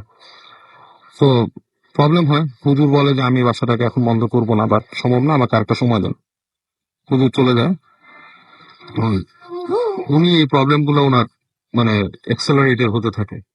উনি ঘুমায় থাকে, উনি হঠাৎ করে দেখেন দরজা খোলা, মানে ওনার রুমের দরজা খোলা, লিভিং রুম তো ওই লিভিং রুমের বারান্দার দরজা খোলা। দেখে ওই যে আপনার বারান্দার যে গ্রিলের পরে ভাবি বসে আছে, এবং মানে ওনার চুল টুল ছাড়া, এবং গান গাচ্ছে। তো এরকম সিচুয়েশনের মধ্যে উনি পড়ে, খুবই ভয় পায়। উনি নিয়ে আসে ভাবিকে, উনি চেষ্টা করে যে মানে এই জিনিসগুলোর থেকে মানে ঠান্ডা করা, লাইট জ্বালায় এবং অনেক রকম দোয়া দরুদ যতটুকু নিজে পারতো এটা পড়া শুরু করে। তো এই পর্যায়ে উনি একটা হুজুরকে ডেকে আনে। হুজুর এসে ওই বাড়িটা ওনাকে বন্ধ করে দেয়। বাট ওই বাড়িতে এই ধরনের ভয়ভীতিকর পরিস্থিতি হতেই থাকে। তো এনিওয়ে বাড়িটার থেকে উনি সরে যায়, বাড়িটা চেঞ্জ করে ফেলে উনি। কিন্তু ভাবের প্রবলেমটা কি ওর হয় না। তো উনি এই ধরনের মানে কাজ করতেই থাকে, মানে আপনার পাগলামো যেটাকে বলে বা আপনি ভৌতিক বলেন, এই ধরনের কর্মকাণ্ড হতেই থাকে। তো বর্তমানে যেটা হয়, উনি কিন্তু প্রবলেমের মধ্যে এখনো আছেন, উনি এটাকে এখনো ক্লিয়ার করতে পারেন নাই। ওনার ওয়াইফ এখনো মানে একটু অ্যাবনর্মালি এরকম আছেন, এরকম আচরণ করছেন। তো এটাই হচ্ছে রাসেল ভাই ওনার কাহিনী। অনেক ধন্যবাদ আপনাকে। আমরা চলে যাবো একটা বিরতিতে, যাই আমরা, আমাদের নতুন গেস্ট নিয়ে আসতে হবে কিছু, সুতরাং আমরা শুরুতে একটা বিরতি নিয়ে নিচ্ছি এবং বিরতির পরে আমরা নিয়ে আসছি আমাদের হাফিজ এনাম ভাইকে এবং সে সাথে আরো দুজন নতুন অতিথি। সো আমাদের সাথে থাকুন, stay tune two radio 40 and don't সবাই অপেক্ষা করছে কখন ক্যাশিয়ার সাহেবের লাঞ্চ শেষ হবে। ক্যাশিয়ার সাহেব এই মাত্র খাওয়া শেষ করলেন, পকেট থেকে রুমাল বের করে হাত মুছলেন, এবার হয়তো কাঁধে হাত দেবেন, কিন্তু না, ক্যাশিয়ার সাহেব তার ড্রয়ার থেকে একটি টিলিপান বের করে স্লো মোশনে মুখে দিলেন। হ্যাঁ, এবার নিশ্চয়ই কলম হাতে নেবেন, কলমের দিকে হাত বাড়াচ্ছেন, কিন্তু শেষ মুহূর্তে আবারও না। কলমের পাশেই রাখা চাইনিজ টুথপিক হাতে নিলেন, তারপর বিশাল হা করে মনের সুখে দাঁত ফিরাতে লাগলেন। উফ, এই দৃশ্য আর কতক্ষণ সহ্য করতে হবে? সে বলেছে সহ্য করতে। গ্রামীণ ফোন নিয়ে এলো 1 টাকায় ভিডিও, যখন তখন মাত্র 1 টাকায় অসংখ্য ভিডিও উপভোগ করতে ভিজিট করুন web.gpvideo.com এ। বিস্তারিত জানতে www.grameenphone.com। চলো বহু গ্রামীণ।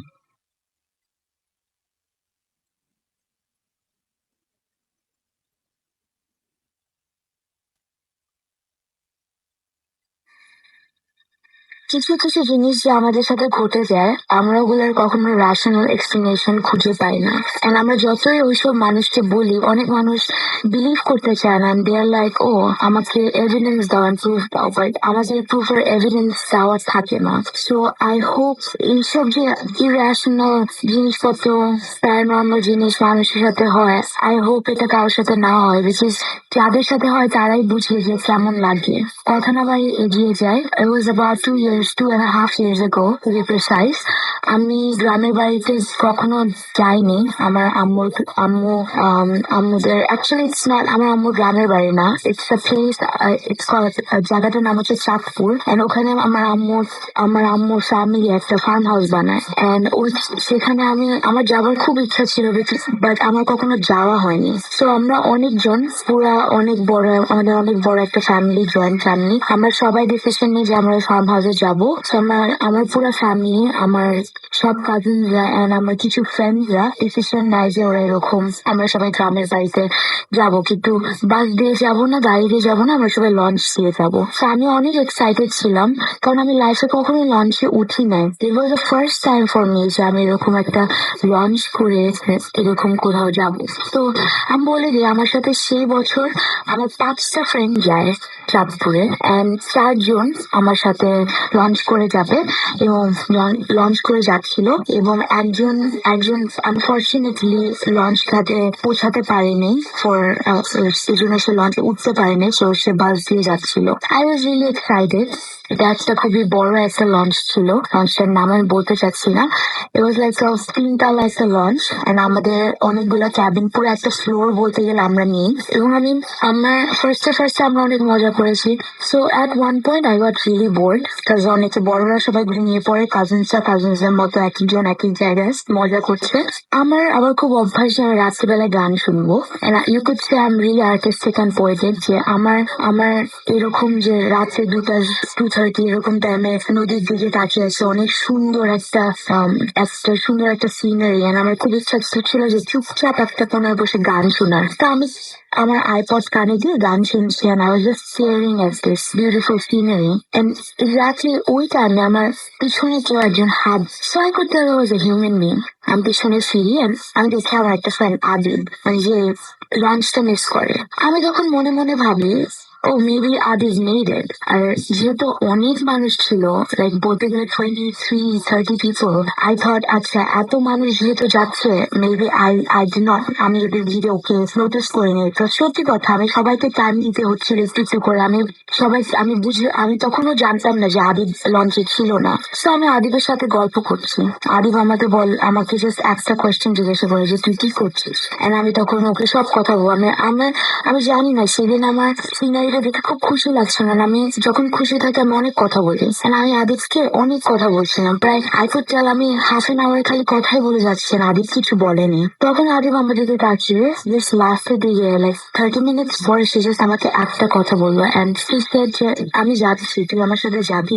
আমি তখন মনে মনে, আমি জানি না, আমার মধ্যে জিনিসটা হচ্ছে, it was really creepy the way he said it, but it was like really beautiful. আমার মনের মধ্যে আসছে যে আমার মনের মধ্যে তখন মনে হচ্ছে যে এত সুন্দর করে আমাকে বললো, আমি যাই ওর সাথে। যখন আমার মনে ইচ্ছাটা আসলো, নেক্সট সেকেন্ড আমার সাথে যা হয়েছে রাসেল ভাইয়া, আমি আপনাকে বলে বোঝাতে পারবো না। আমার কাছে কোনো রেশনাল এক্সপ্লেনেশন নাই যে এগুলো আমার সাথে কেন হলো।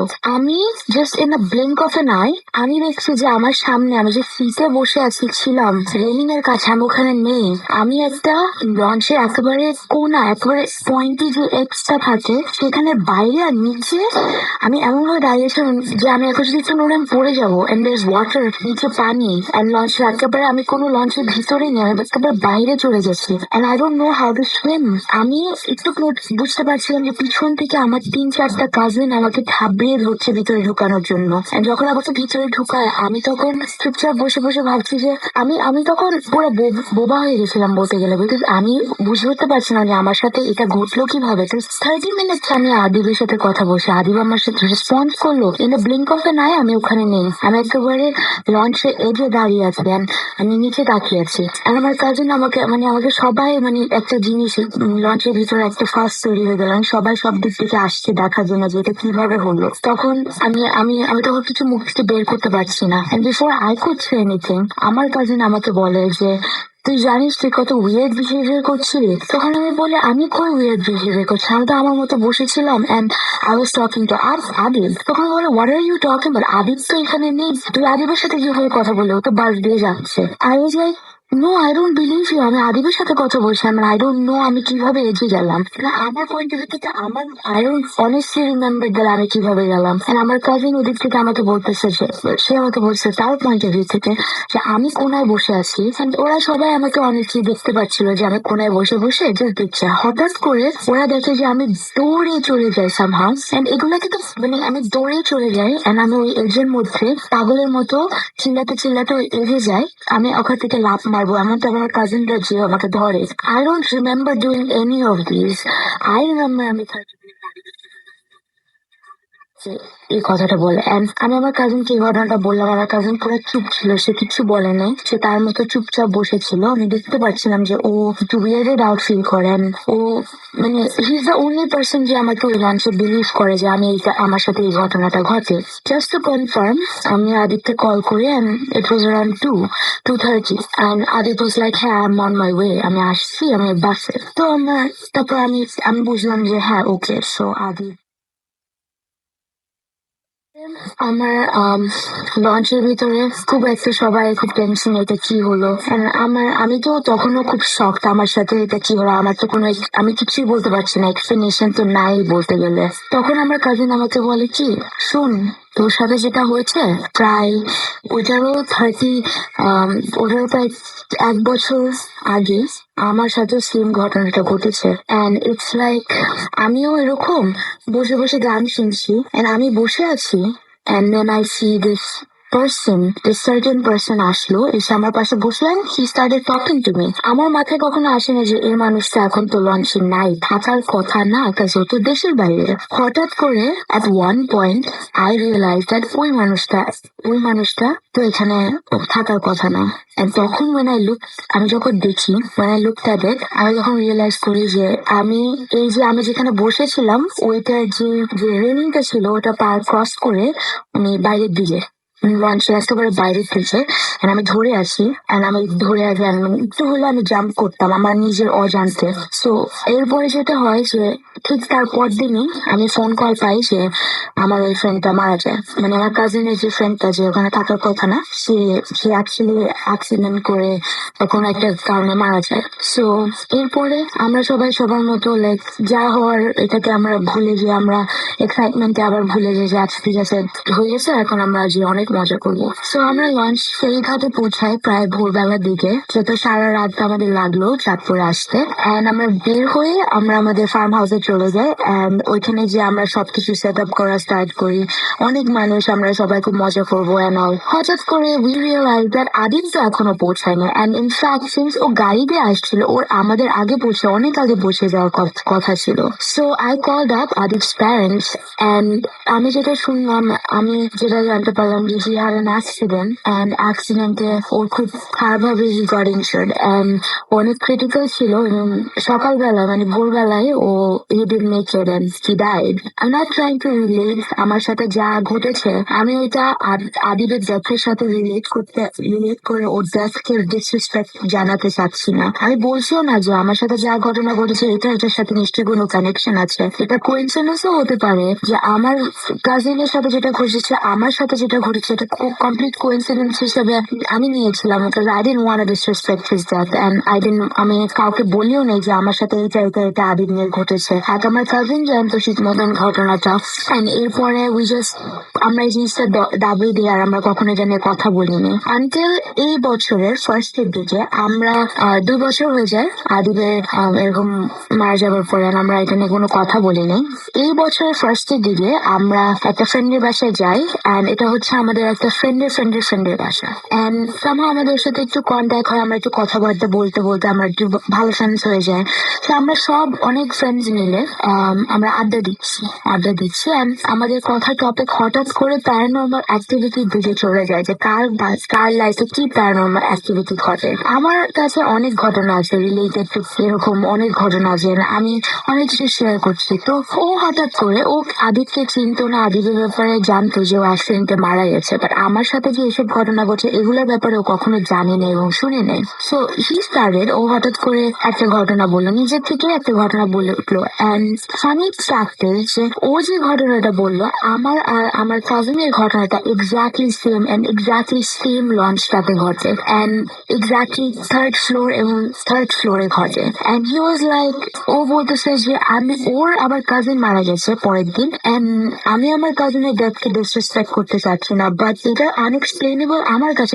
ওরও আরেকটা পরিচিত একজনের সাথে সেম ঘটনা ঘটে এবং তারও একটা রিলেটিভ পরের দিন মারা যায়, তার ক্লোজ বা কোনো একটা ক্লোজ মানুষ পরের দিন মারা যায়। তো 4 জনের সাথে একই ঘটনা ঘটার কোনো মানে নেই এন্ড এটা অনেক একটা কোইন্সিডেন্স বলাও যাচ্ছিল না। এখন আমরা এখন একটা পজিশনে পড়ে গিয়েছিলাম যে আমরা কিছু বলতেও পারছিলাম না। তো we were just quiet and আমার কাজিন আমরা এত চুপচাপ ছিলাম যে পরে যখন সবাই চলে যায় আমি বলি যে আমার সাথেও সেম হয়েছে, আমার কাজিনের সাথেও সেম হয়েছে এন্ড ও বলছে যে বিশ্বাস করো আমি কখনো মিথ্যা কথা বলি না এসব নিয়ে, স্পেশালি বিকজ আমার ক্লোজ, আমার বেস্ট ফ্রেন্ড, আমার কাজিনের দেখা নিয়ে তো অবভিয়াসলি আমি বলবো না। তো এরপরে যেটা হয় আমি পুরো এটা থেকে I didn't want to deal with this anymore, যা হয়ে গেছে। আমি এটা নিয়ে কোনো খাতাও করতে চাইনি, আমি আমার মতো ছিলাম। বাট আমার কাজিন আর ওরা সবাই খুব কিউরিয়াসিটি জাগে যে এগুলা যে হয় কেন হয়। সো আর ওই পার্টিকুলার লঞ্চেই বা কেন হয়, ওরা লঞ্চ ঘাটে যায়, সদরঘাটে সেই ঘাটে যায়, লঞ্চটা খুঁজে বের করে দিস টাইম ওরা ডিসিশন নেয় যে লেটস ডু ওয়ান থিং, আমরা এমন একজন কাউকে, যেহেতু ওদের ইচ্ছা ছিল যে ওরা এরকম রাত্রিবেলায় দেখে যে কারোর সাথে এরকম ঘটনা ঘটে নাকি, ওদের কারোর সাথে ঘটে নাকি। পরে ওরা ভাবলো যে যেহেতু 4 জনের সাথে অলরেডি একই ঘটনা ঘটার পরপরই 4 জনের ক্লোজ কেউ একজন মারা গেছে, ইটস বেটার দ্যাট না করাটাই ভালো। তো ওরা একটা পুরানো ওরা অনেক ঘেটে যেতে প্রায় অনেক ঘিরে যেতে এমন একটা লোককে বের করে যে ওই লঞ্চে টেক কেয়ার করতো, যে ওই লঞ্চটাকে পরিষ্কার করতে মানে একটা পুরানো কর্মকর্তা পায় এবং তাকে এইসব কথাবার্তা অনেক যাবে কথাবার্তা বের করানো হয়। সে বলতে চায় না বিকজ অবভিয়াসলি সে যদি এসব কথা বের করে লঞ্চের একটা রেপুটেশন নষ্ট হয়ে যাবে, তাহলে এটা কেউ উঠতে চাবে না। এটা হচ্ছে ভেরি বিগ লঞ্চ আর এখানে যদি কোনো মানুষ উঠে তো মালিকের মানে ভালো ইনকাম হতো এই লঞ্চে উঠার নিয়ে। যদি এরকম একটা রুমার ছড়ে যেত তাহলে তো প্রবলেম হতো। তো ওই লোকটা বলে দেখেন আমি বলতেছি আপনাকে কিন্তু আপনি কাউকে বললেন না, বাট এই কারণে আমি এখন লঞ্চটার নাম বলতে চাচ্ছি না, কিন্তু এটাই একটা শর্ত ছিল তার যে আপনি যদি এটা বলতে চান আপনি কখনোই লঞ্চের নাম কাউকে বলতে পারবেন না। তো সে আমাদেরকে বলে যে এই লঞ্চটা মাঝখান দিক দিয়ে নষ্ট হয়ে যায় এন্ড কোনো একটা ঘাটে, আই ডোন্ট রিয়েলি নো বাংলাদেশে কোন ঘাটে এই লঞ্চ গুলা বলে প্রবাবলি বেরিবাদে লঞ্চ ঠিক করে বা কিছু একটা খুব বড় ফিল্ডে লঞ্চ ঠিক করানো, ওই জায়গাটায় লঞ্চ ঠিক করতে পাঠানো হয় এন্ড লঞ্চ যখন ঠিক করে ওরা জাস্ট ইঞ্জিনের উপরে ফোকাস করে, উপরের দিকে আনলেস ওর লঞ্চ এক্সটেন্ড করতে চায় উপরের দিকে সাইডের দিকে ওইটাতে ফোকাস করে না। আর একটা লঞ্চে এইসব ইঞ্জিন চেঞ্জ করা জিনিসগুলো সব অনেক দিনের ব্যাপার, প্রায় 1.5 months লঞ্চটা ঠিক করা হয় এন্ড উপরে কেউ যায়নি, লেবাররা যেত না, কয়েকজন লেবার কাজ করতেন, ওরা জাস্ট ইঞ্জিনে কাজ করে চলে যেত, লঞ্চটা অ্যাবান্ডন এন্ড থাকতো মোস্ট অফ দ্য টাইম। তো 1.5 মাস কাজ শেষ হওয়ার পরে মালিক ফাইনালি ডিসিশন নেয় যে সে এই লঞ্চটা আবার বিজনেসে লাইক সে আবার এটাকে চালু করবে। এরপর যেটা হয়, এটা তো অবভিয়াসলি 1.5 মাসের মতো কখনো নামানো হয়নি। তো সেই ডিসিশন অবভিয়াসলি ক্লিন করতে হবে আগে। তো তারা অনেক মানুষ নিয়ে এসে ক্লিন করার জন্য ওই জিনিসটা ক্লিন করবে, আবার রং করবে, রিপেইন্ট করবে, আবার ওটাকে নামাবে। যখন ক্লিন করতে যায় তারা দেখে যে লঞ্চের প্রত্যেকটা অনেকগুলো রুমে অনেকগুলো ডেড বডিজ পাওয়া যায়। আর এই সব ডেড বডিজ যে কিভাবে আসলো কেউ বলে বোঝাতে পারবে না। নো ওয়ান নোজ যে এইসব ডেড বডিজ এই লঞ্চের ভিতরে কিভাবে আসলো। আর প্রিসাইসলি ভদ্রলোক বলতে পারেনি যে কোন কোন রুমে ডেড বডি ছিল, কিন্তু সে বলেছে যে অনেকগুলো রুমে ডেড বডিজ রাখা ছিল। সো এইসব ডেড বডিজ কিভাবে আসে? আর মালিক চায় না যে তার লঞ্চের এরকম কোনো রেপুটেশন নষ্ট হোক। তো মালিক যেটা করে যে সিন্স এইসব ডেড বডিজ এর কার কিসের জন্য যদি এতগুলো ডেড বডিজ রিপোর্ট করে তার তো রেপুটেশন নষ্ট হবে। আর সে জানে সে কিছু করেনি। তো সেই ডেড বডিজ গুলা নদীর ঘাটে কোনো একটা নদীর ঘাটে ভাসিয়ে দেয়, কিছু একটা করে ভেসে দেয়। অনেকগুলো ডেড বডিজ ছিল, প্রায় ওনার কথায় বললো যে প্রায় 15-16টা ডেড বডিজ পাওয়া যায়। And অনেকগুলো বাচ্চাদের ডেড বডিজ ছিল, মহিলা ছিল, লোক ছিল, এবং সবগুলাকে ভাসিয়ে দেওয়া হয় এন্ড দাবিয়ে দেওয়া হয় এই ম্যাটারটাকে। সবাইকে টাকা পয়সা দিয়ে এই ম্যাটারটা দাবি দেওয়া হয়। সো এরপরে যখন লঞ্চটাকে নদীতে নামানো হয় ফার্স্টে কোনো প্রবলেম হয় না ফার্স্টের দিকে, বাট তারপরে যে প্রবলেমটা হওয়া শুরু করলো যে সবাই এরকম নদী যে কিছু একটা ওদের সাথে ঘটে, ওরা এরকম না বুঝে এই রেলিং এর পাড়ে যে পানির উপরে ঝাঁপ দেওয়া শুরু করে। এন্ড অনেক মানুষ আছে যেসব রেলিং এর পাড় দিয়ে অনেকে তো ঝাঁপ দিয়েই দিয়েছে, আর ওদের বডি কখনো পাওয়া যায়নি। আর যারা ঝাঁপ দেয়নি, যারা ঝাঁপ দেয়নি তাদের সাথেই একটা ঘটনা ঘটে যে তার কোনো ক্লোজ মানুষ পরের দিন মারা যায়। এখন এটা কোইন্সিডেন্স নাকি কতটা সত্যি আমি ঠিক আমি বলতে পারছি না, because I don't really know. And just একটু যে উনি বলেছে যে ওনার অনেক ক্লোজ মানুষের সাথে, মানে ওনার পরিচিত ওনার সাথে এরকম ঘটে যে উনি এরকম একদিন কাজ করতে গিয়ে দেখে and ওনার পরদিন তার তার অ্যাকচুয়ালি তার ছেলে মারা যায় তার পরের দিন। এবার সে বলে যে আমি আপনাদেরকে একটা কারণেই বলছি, কারণ একটা কারণে এইসব কথা বলছি, কারণ আমার ছেলে পরের দিন মারা যায়। এখন আমি জানি না যে এটা কেন হয়েছে। আর সবাই বলে যে মেবি দিস হ্যাপেন, এটা হয় যে কোনো ক্লোজ মানুষ যদি মারা যায়, এন্ড কয়েকটা মানুষের কাছে শুনেছি যে যদি কোনো ক্লোজ মানুষ মারা যায় তাতে তুমি তার লাস্ট মোমেন্টে দেখতে পারো। কিন্তু এটা তাই বলে এমন না যে সবার সাথে ঘটে। হতে পারে যে অন্য কোনো অলৌকিক জিনিস সে মানুষটার রূপ নিয়ে আসছে, বা কোইন্সিডেন্সও হতে পারে এরকম। এখন আমি বারবার বলছি কথা that I don't want to disrespect my friends and anybody's that এটার সাথে রিলেট করে, কাজ এটার কোনো ভ্যালিড এক্সপ্লেনেশন নাই যে এটা কেন হচ্ছে, কিসের জন্য হচ্ছে।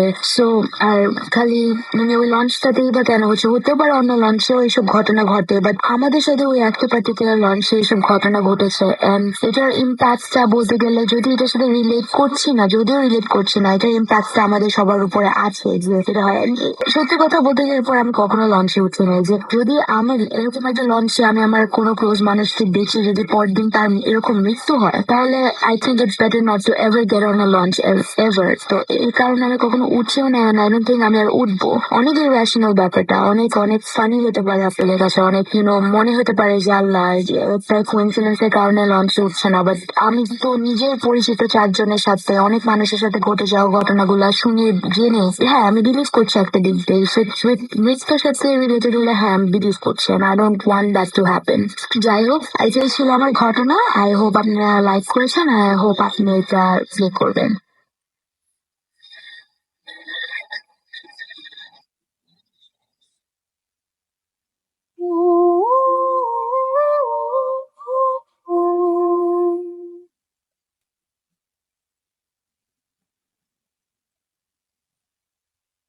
এবং আপনারাও কিন্তু এরকম মানে যে সমস্ত আপনাদের ঘটনাগুলো আছে সেই ঘটনাগুলো রেকর্ড করে আমাদের অডিও ক্লিপটা পাঠিয়ে দিতে পারেন। সময় রিপোর্টটি এইট ওএফএম, বাংলাদেশের সর্ববৃহৎ রেডিও নেটওয়ার্ক। চলছে ভূত এফএম, এবং আমরা ভূত এফএম একদম সাজিয়েছি নতুন করে। আপনারা জানেন সেকেন্ড সিজন আমরা বলছি এটাকে, এবং আছে এটা থার্ড এপিসোড। এবং আমরা এখন বলতেই পারি যে ভূত এফএম এখন একটু অন্যরকম উইথ গ্রামীণ ফোন। আপনারা সবসময় আমাদের সঙ্গে ছিলেন, এবং আপনারা যদি থাকেন তাহলে ভূত এফএম কে নিয়ে আমরা যেতে চাই।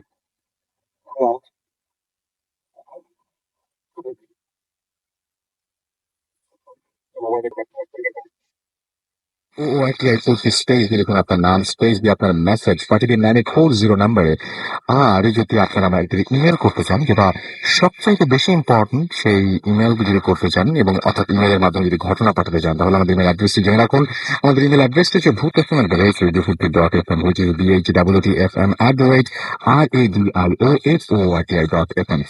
আমাকে অনেকেই বলছেন যে আজকের যে এপিসোডটা, সেই এপিসোডটা একটা হিস্টোরিক্যাল এপিসোড। ওকে, সো আমি আসলে আচ্ছা, তার আগে জানিয়ে দিই যে আমাদের ফেসবুকে কিভাবে কমিউনিকেট করবেন। আমাদের ফেসবুকের অ্যাড্রেসটি হচ্ছে www.facebook.com/radiofurti।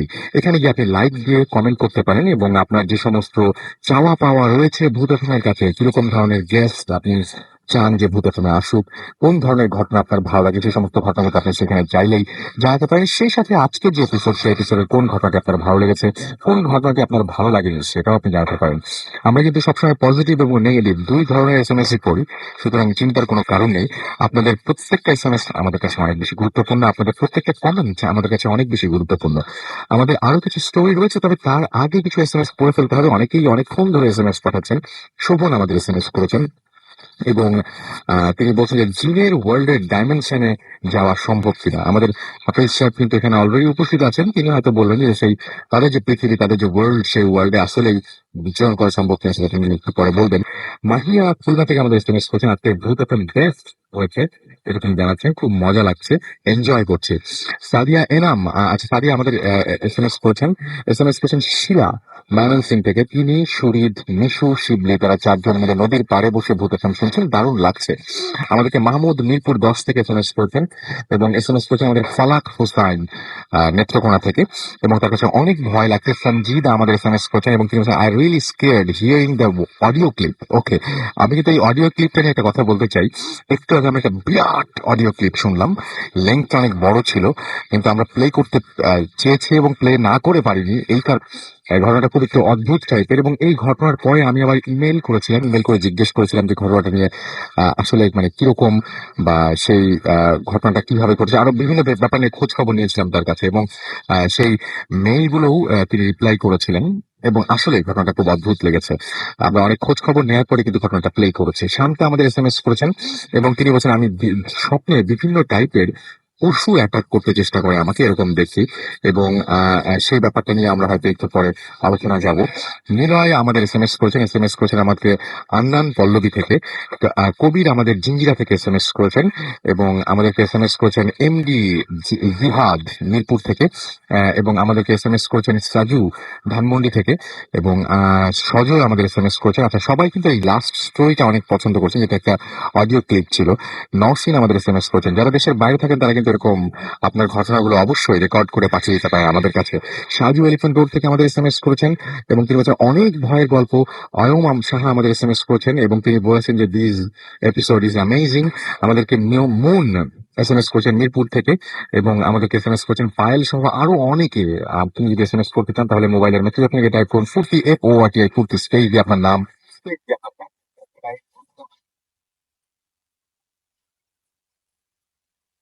প্লে করতে হবে, শুনতে হবে। সো আমরা আর কথা না পারি, সরাসরি ঘটনা চলে যাবে। এসএমএস করছেন তারা প্লিজ রাগ করবেন না, আপনাদের এসএমএস করতে থাকুন এবং দেখি চেষ্টা করবো আমি ঘটনার মাঝখানে পড়ে ফেলতে। আচ্ছা, আমাদের সাথে আরো একজন এই মুহূর্তে জয়েন করেছেন, আমাদের শামীম ভাই, এবং তিনি এখন তার জীবনের একটা ঘটনা আপনাদের সাথে শেয়ার করবেন। আমরা চলে যাই শামীম ভাইয়ের কাছে। হ্যালো লিসেনার, রাসেল ভাই, থ্যাংক ইউ আমাকে সুযোগ করে দেওয়ার জন্য। অ্যাকচুয়ালি এই স্টোরিটা যেটা শুনেছি, এটা আমার গ্রামের এক মুরব্বীর কাছ থেকে শুনেছিলাম। স্টোরিটা আসলে আমাদের দেশের না, এটা আসাম প্রদেশের, ভারতের আসাম প্রদেশের মেঘালয় রাজ্যের দিকে একটা স্টোরি। সরি। তো এটা ঘটেছিল প্রায় 40 থেকে 45 বছর আগে একটা সময়ে। ভদ্রলোকের নাম ছিল সন্দীপ চাবলানি নামে একজন ভদ্রলোক। উনি পেশায় ছিলেন সরকারি ফরেস্ট অফিসার যেটা বলি, বন কর্মকর্তা বা এই ধরনের। তো ওইখানে যে কোয়ার্টার গুলি ছিল, কোয়ার্টার ঠিক বলা যাবে না, এক একটা ছোটখাটো বাংলো টাইপের ছিল, ছোটখাটো বাংলো, বিশাল জায়গা নিয়ে ছোটখাটো বাংলো টাইপের ছিল। তো উনি ছিলেন, ওনার ওয়াইফ, তার 3 থেকে 4 বছরের একটা বাচ্চার নামটা হচ্ছে বন্ডি নামে একটা মেয়ে, আর ওনার ওয়াইফ ছিল সন্তান সম্ভবা। তো ওনারা এসছেন নতুন কোয়ার্টারে এসে, তখন তারা জাস্ট ওই কোয়ার্টারের শেষ দিকে এমনিতে এলাকাটা ছিল পাহাড়ি এলাকা, সম্পূর্ণ পাহাড় বেষ্টিত এলাকা। তো ওনার যে বাংলোটা ছিল সেই বাংলোটা ছিল একটু কোয়ার্টার ঠিক পেছনের দিকে, শেষ কোয়ার্টারটার দিকে। তো উনি ওই কোয়ার্টারটাই বেছে নিয়েছিলেন, যে বাংলোটা বেছে নিয়েছিলেন যে একটু নিরিবিলি টাইপের হবে সেই জন্য। তো বাংলোটা ছিল বাংলোটা একটু বিবরণ দিতে যাচ্ছি, সেটা হচ্ছে বাংলোটার সামনে ছিল একটু ছোট ছোট লনের মতো দু একটা বড় বড় গাছ, আর এর পেছনে ছিল একটা ঝর্ণা বা ছোটখাটো ছড়া টাইপের, যেটা বলে পাহাড়ের উপর থেকে যেটা পানি আসছে। তো এভাবে কাটছিল দিন ভালোই। তা ওনারা উঠে নতুন বাসায় উঠেছেন, বাচ্চা ছিল সাথে। তো এর মধ্যে আসলে একটা ছোট বাচ্চা, ওনার ওয়াইফ অসুস্থ, বা অসুস্থ বলতে সন্তান সম্ভব, যেহেতু অসুস্থ। তো উনার একটা সহকর্মী বা একজন মানুষ মানে সাহায্যকারী হিসেবে খুব দরকার ছিল, জরুরি দরকার ছিল ওনাকে সার্বক্ষণিক সেবা করা, বা ছোট বাচ্চারা আছে ওকে একটু সময় দেওয়া। তো ওই এলাকাটা যেহেতু মোটামুটি জনমানব শূন্য বলা যায়, আর কিছু উপজাতীয় টাইপের ছিল, ওরা হয়তো ওইভাবে কাজ করতে চাচ্ছিল না বা কাজ করবেও না। তো এটা নিয়ে সন্দীপ স্যার বেশ একটা চিন্তিত মতো ছিল, যে এই একটা অজপাড়াগাঁয়ের মতো এলাকা, এখানে হয়তো পাওয়াটা, একটা মেয়ে পাওয়া বা একটা সহকর্মী বা একটা মানুষ পাওয়াটা খুব একটা ঝামেলার ব্যাপার। যদিও উনি ওনার অফিসে দু একজনকে বলে রেখেছিল যে যদি এরকম কেউ পাওয়া যায় তাহলে আমাকে বলো, আমার একজন দরকার। তো একদিন যেদিনই ঘটনা সেদিন হচ্ছে যে ওনার রাত্রেবেলা খেয়ে দিয়ে ওনার মেয়ে বন্দিকে ঘুম পাড়িয়ে দিয়ে ওনার বাসার সামনে লনে গিয়ে বসেছিল রাতে 7টা-8টার দিকে। তো বাসার সামনে ছিল বড় ধরনের একটা শিমুল গাছ। শিমুল গাছের নিচে দুজনে হাঁটছিল আর কথা বলছিল। তো এই সময় আসলে ওই ভদ্রমহিলা বলছিল যে আসলে দেখো, আসলে আমার একটা মানুষের খুব বেশি জরুরি দরকার হয়ে গেছে, কারণ রান্না বান্না করা বা বন্নিকে সামলানোটা খুব ঝামেলা হয়ে যায়। তো একটু সিরিয়াসলি দেখো, যদি পাওয়া যায় একটা খুব উপকার, খুব ভালো হবে আমার জন্য। তো সন্দীপ স্যার বলে দেখো, আশা করছি পেয়ে যাব। ইভেন দেখা যেতে পারে কালকে হয়তো পেয়ে যাচ্ছ, কালকে হয়তো দেখবে যে একটা মেয়ে এসে গেছে, জাস্ট ঠাট্টা চলে বলছিল আর কি কথাটা। তো উনি সন্দীপ সাহেব এবং উনি যে ওনার ওয়াইফ যেটা ফিল করলেন, একটা ঠান্ডা বাতাস ঠিক ওই মুহূর্তে ওনাদেরকে বেদ করে দিয়ে ওই বাংলোর দিকে চলে গেল। মানে বাতাসটা এরকম না যে বাতাস ছিল বাইরে ওয়েদার এরকম বাতাস, এরকম না, হঠাৎ করে একটা বাতাস চলে গেল, ওই বাতাসটা বেদ করে গিয়ে বাংলোর দিকে চলে গেল। তো বাংলোর দিকে চলে গেল বলতে উনি বুঝতে পারছেন যে বাতাসটা ওইদিকে যাচ্ছে। ঠিক এই মুহূর্তে বাংলো থেকে একটা চিৎকার আওয়াজ, এই চিৎকার আওয়াজটা হচ্ছে তার মেয়ে বন্যি একটা কান্নার আওয়াজ। তো দুজনে ভাবলেন যে ঠিক আছে চলো চলে যাই, মেয়ে কান্নাকাটি করছে, চলো চলে যাই। তো রাত্রে গেল, রাত্রে যাওয়ার পরে বাসায় গিয়ে বন্যিকে ঘুম পাড়িয়ে টাড়িয়ে দিয়ে সকালে ঘুম থেকে উঠলো, চাটা নাস্তা টাস্তা খেয়ে সন্দীপ সাহেব বসেছিলেন বাসার সামনে। হঠাৎ করে দেখলেন যে একটা মেয়ে, 14 থেকে 15 বছরের একটা মেয়ে বাসার সামনে এসে দাঁড়িয়ে আছে। ওর গলার মধ্যে দেখলো যে কালো টাইপের একটা দাগ। তো আসলে ব্যাপারটা মেয়েটা যখন আসলো, মেয়েটা এসে বললো যে আপনার বাসায় হয়তো কোনো মানুষ খুঁজছেন বা কোনো মানুষ লাগবে কিনা। তো এটা ব্যাপারটা ছিল আসলে একটু অদ্ভুত টাইপের, মেঘনা যেতে বৃষ্টির মতো অবস্থা, যে আমি একটা খুঁজছিলাম এই টাইপের একটা মেয়ে এবং এরকম একটা মানুষ চাচ্ছিলাম, ঠিক এই মুহূর্তে পেয়ে গেলাম। আসলে এত কিছু জিজ্ঞেস করেনি যে তোমাকে কে পাঠিয়েছে বা কোত্থেকে এসেছো, এত কিছু আসলে জিজ্ঞাসা করার মতো পরিস্থিতি ছিল না। এনিওয়ে, তো সে সেদিন থেকে থাকা শুরু করলো। তার স্থান হয়েছিল পাশের ঘরের বন্যির সাথে। বন্যি ছিল বিছানায়, ইয়েতে পাশের ফ্লোরে ওনাকে ওই মেয়েটাকে থাকতে দিয়েছিল।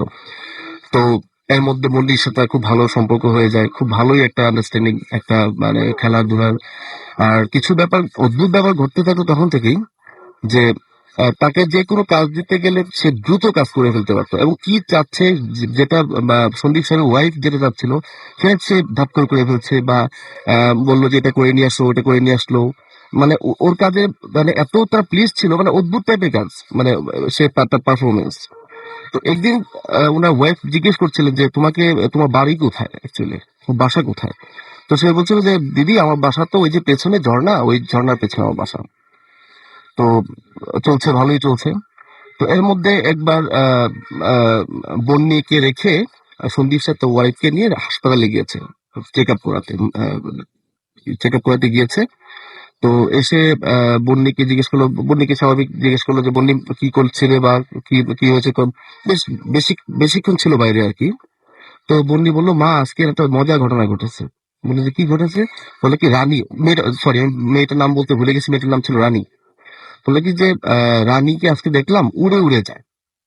তো ব্যাপারটা খুবই অদ্ভুত টাইপের। একটা ছোট্ট বাচ্চা যখন বলে যে রানীকে দেখলে উড়ে উড়ে যায়, তো বলে যে উড়ে উড়ে যায় মানে কিভাবে উড়ে উড়ে যায়? বলে কি মা আমি দেখেছি রানী আমাদের সিঁড়ি বারান্দা থেকে উড়ে উড়ে ওই যে ওইখানে ওই যে ঝর্ণা, ওই ঝর্ণার কাছে চলে গেছে, আবার ঝর্ণার কাছে উড়ে উড়ে চলে আসছে।